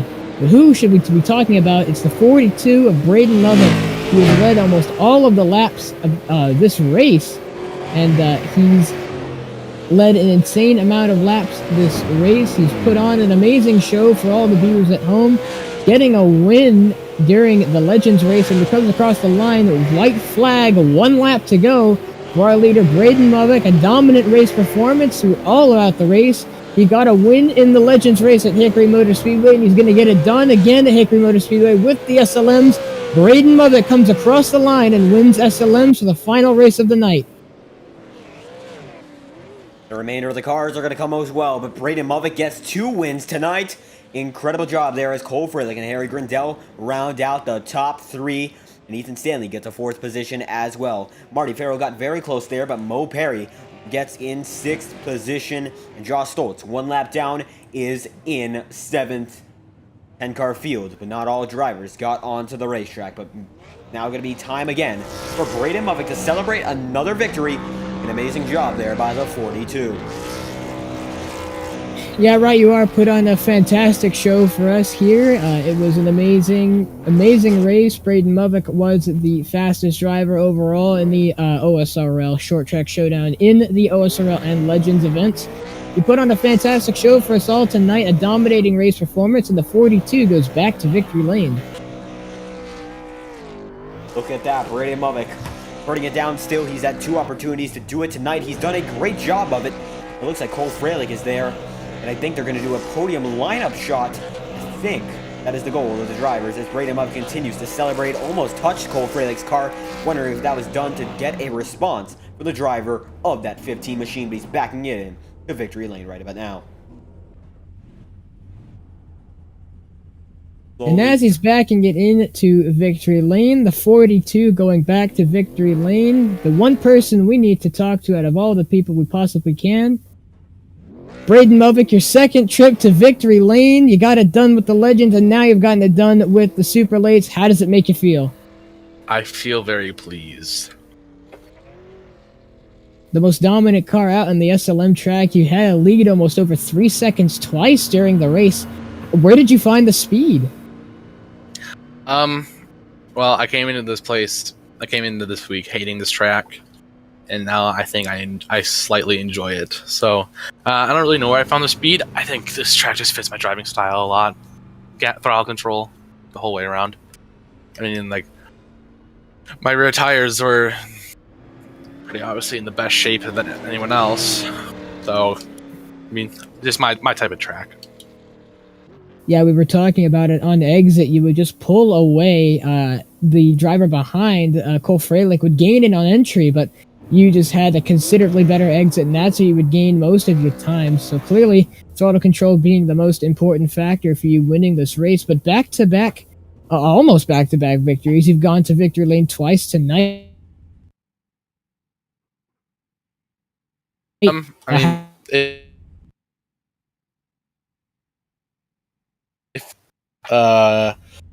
was still only 20 points back from the overall points lead before this race. So, I think I might be second. I think I'm second right now.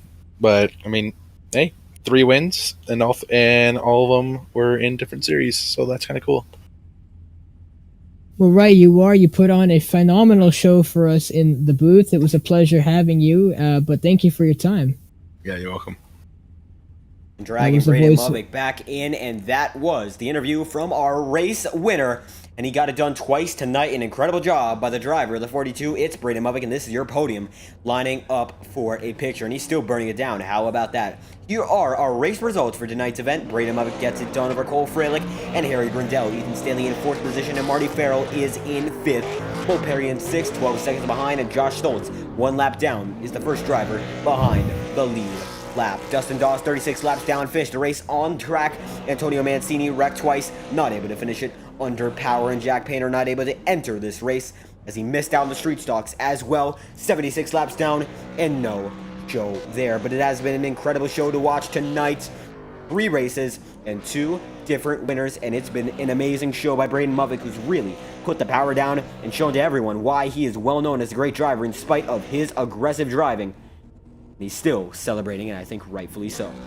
But we still actually have a few drivers waiting for an interview, so we're going to go in order. Next up is the driver who finished second tonight. It's Cole Freilich. How you feeling? We didn't suck. I'm proud of myself. I didn't suck. I mean, I kind of sucked, but I didn't suck. We had a lot of damage there for most of the race and still able to get it done in second position. Had a battle there at the end with Harry Grindell. How'd you feel while that was going on? I was just honestly turning laps. I got bored about halfway through, so we were just kind of driving to drive at that point. Well, it proved to be a much more cleaner race in the later stages of the race than any of the other races tonight. But how does the on-track racing product make you feel? I think it's fun. If it was just a little bit tighter on the start of the run and then a little bit looser towards the middle of the run, it'd be perfect. But it is what it is. I mean, got to adjust and adapt to it. But yeah, I mean, I'm pretty satisfied with how the car handles here, but I don't know how it's going to handle at other tracks later in the season.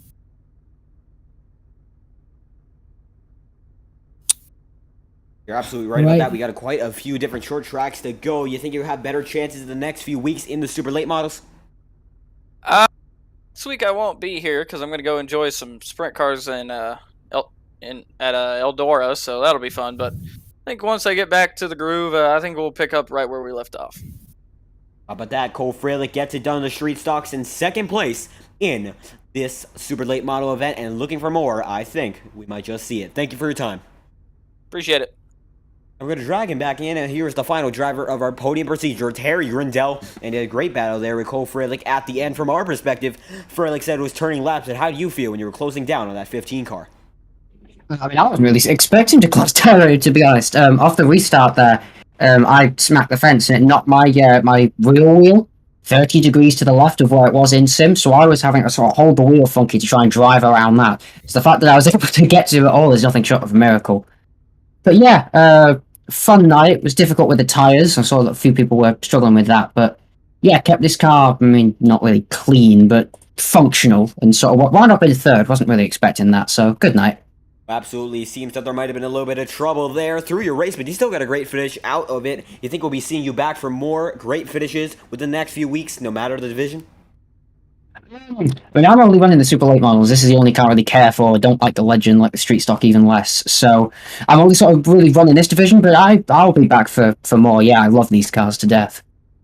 That is great to see. It is clear that you love these cars, getting a third place finish and almost got up to second position. An impressive run there for the driver of the 70 machine. It's Harry Grindell in the Renault. That's an interesting one to see, and we thank you for your time. Yeah, thank you very much. To drag him back in, and the Renault machine. Always a fan of those Renault Formula 1 cars. They've been around for just about 43 years in the Formula 1 division of racing, from their start as a turbocharged engine powerhouse to the current existence of the Alpine Formula 1 team, actually maybe a little longer than 40-odd years, but an incredible performance nonetheless from our driver, the super late model, that is badged in a Renault decal. An incredible race nonetheless. Right, you are. With the interviews wrapping up, it seems like our racing events tonight have come to an end. But the people who brought it home in victory lane were Braden Movick again, and Cole Freilich, your three winners for tonight's events. It was a fantastic race, and I'm glad to be here in the booth with you, Kreutz. It's been a fantastic one. Absolutely been a fantastic night of racing, and unfortunately, we're going to have to close it off right about now. We thank all the viewers who have stopped by tonight. We hope that you stop by for tomorrow's presentation of the Iora Cup Series at Talladega. Balderas, Alexander Balderas in the 95 is going to be seen there, as well as the other drivers who showed up to that event. Smaller field than the last plate race, but still, nonetheless, an exciting finish. So we hope you enjoy, and we hope you enjoy next week's presentation of the Iora, or rather, the OSRL Short Track Showdown. We thank you all for stopping by, and hope we see you time around. Thank you all. Good night.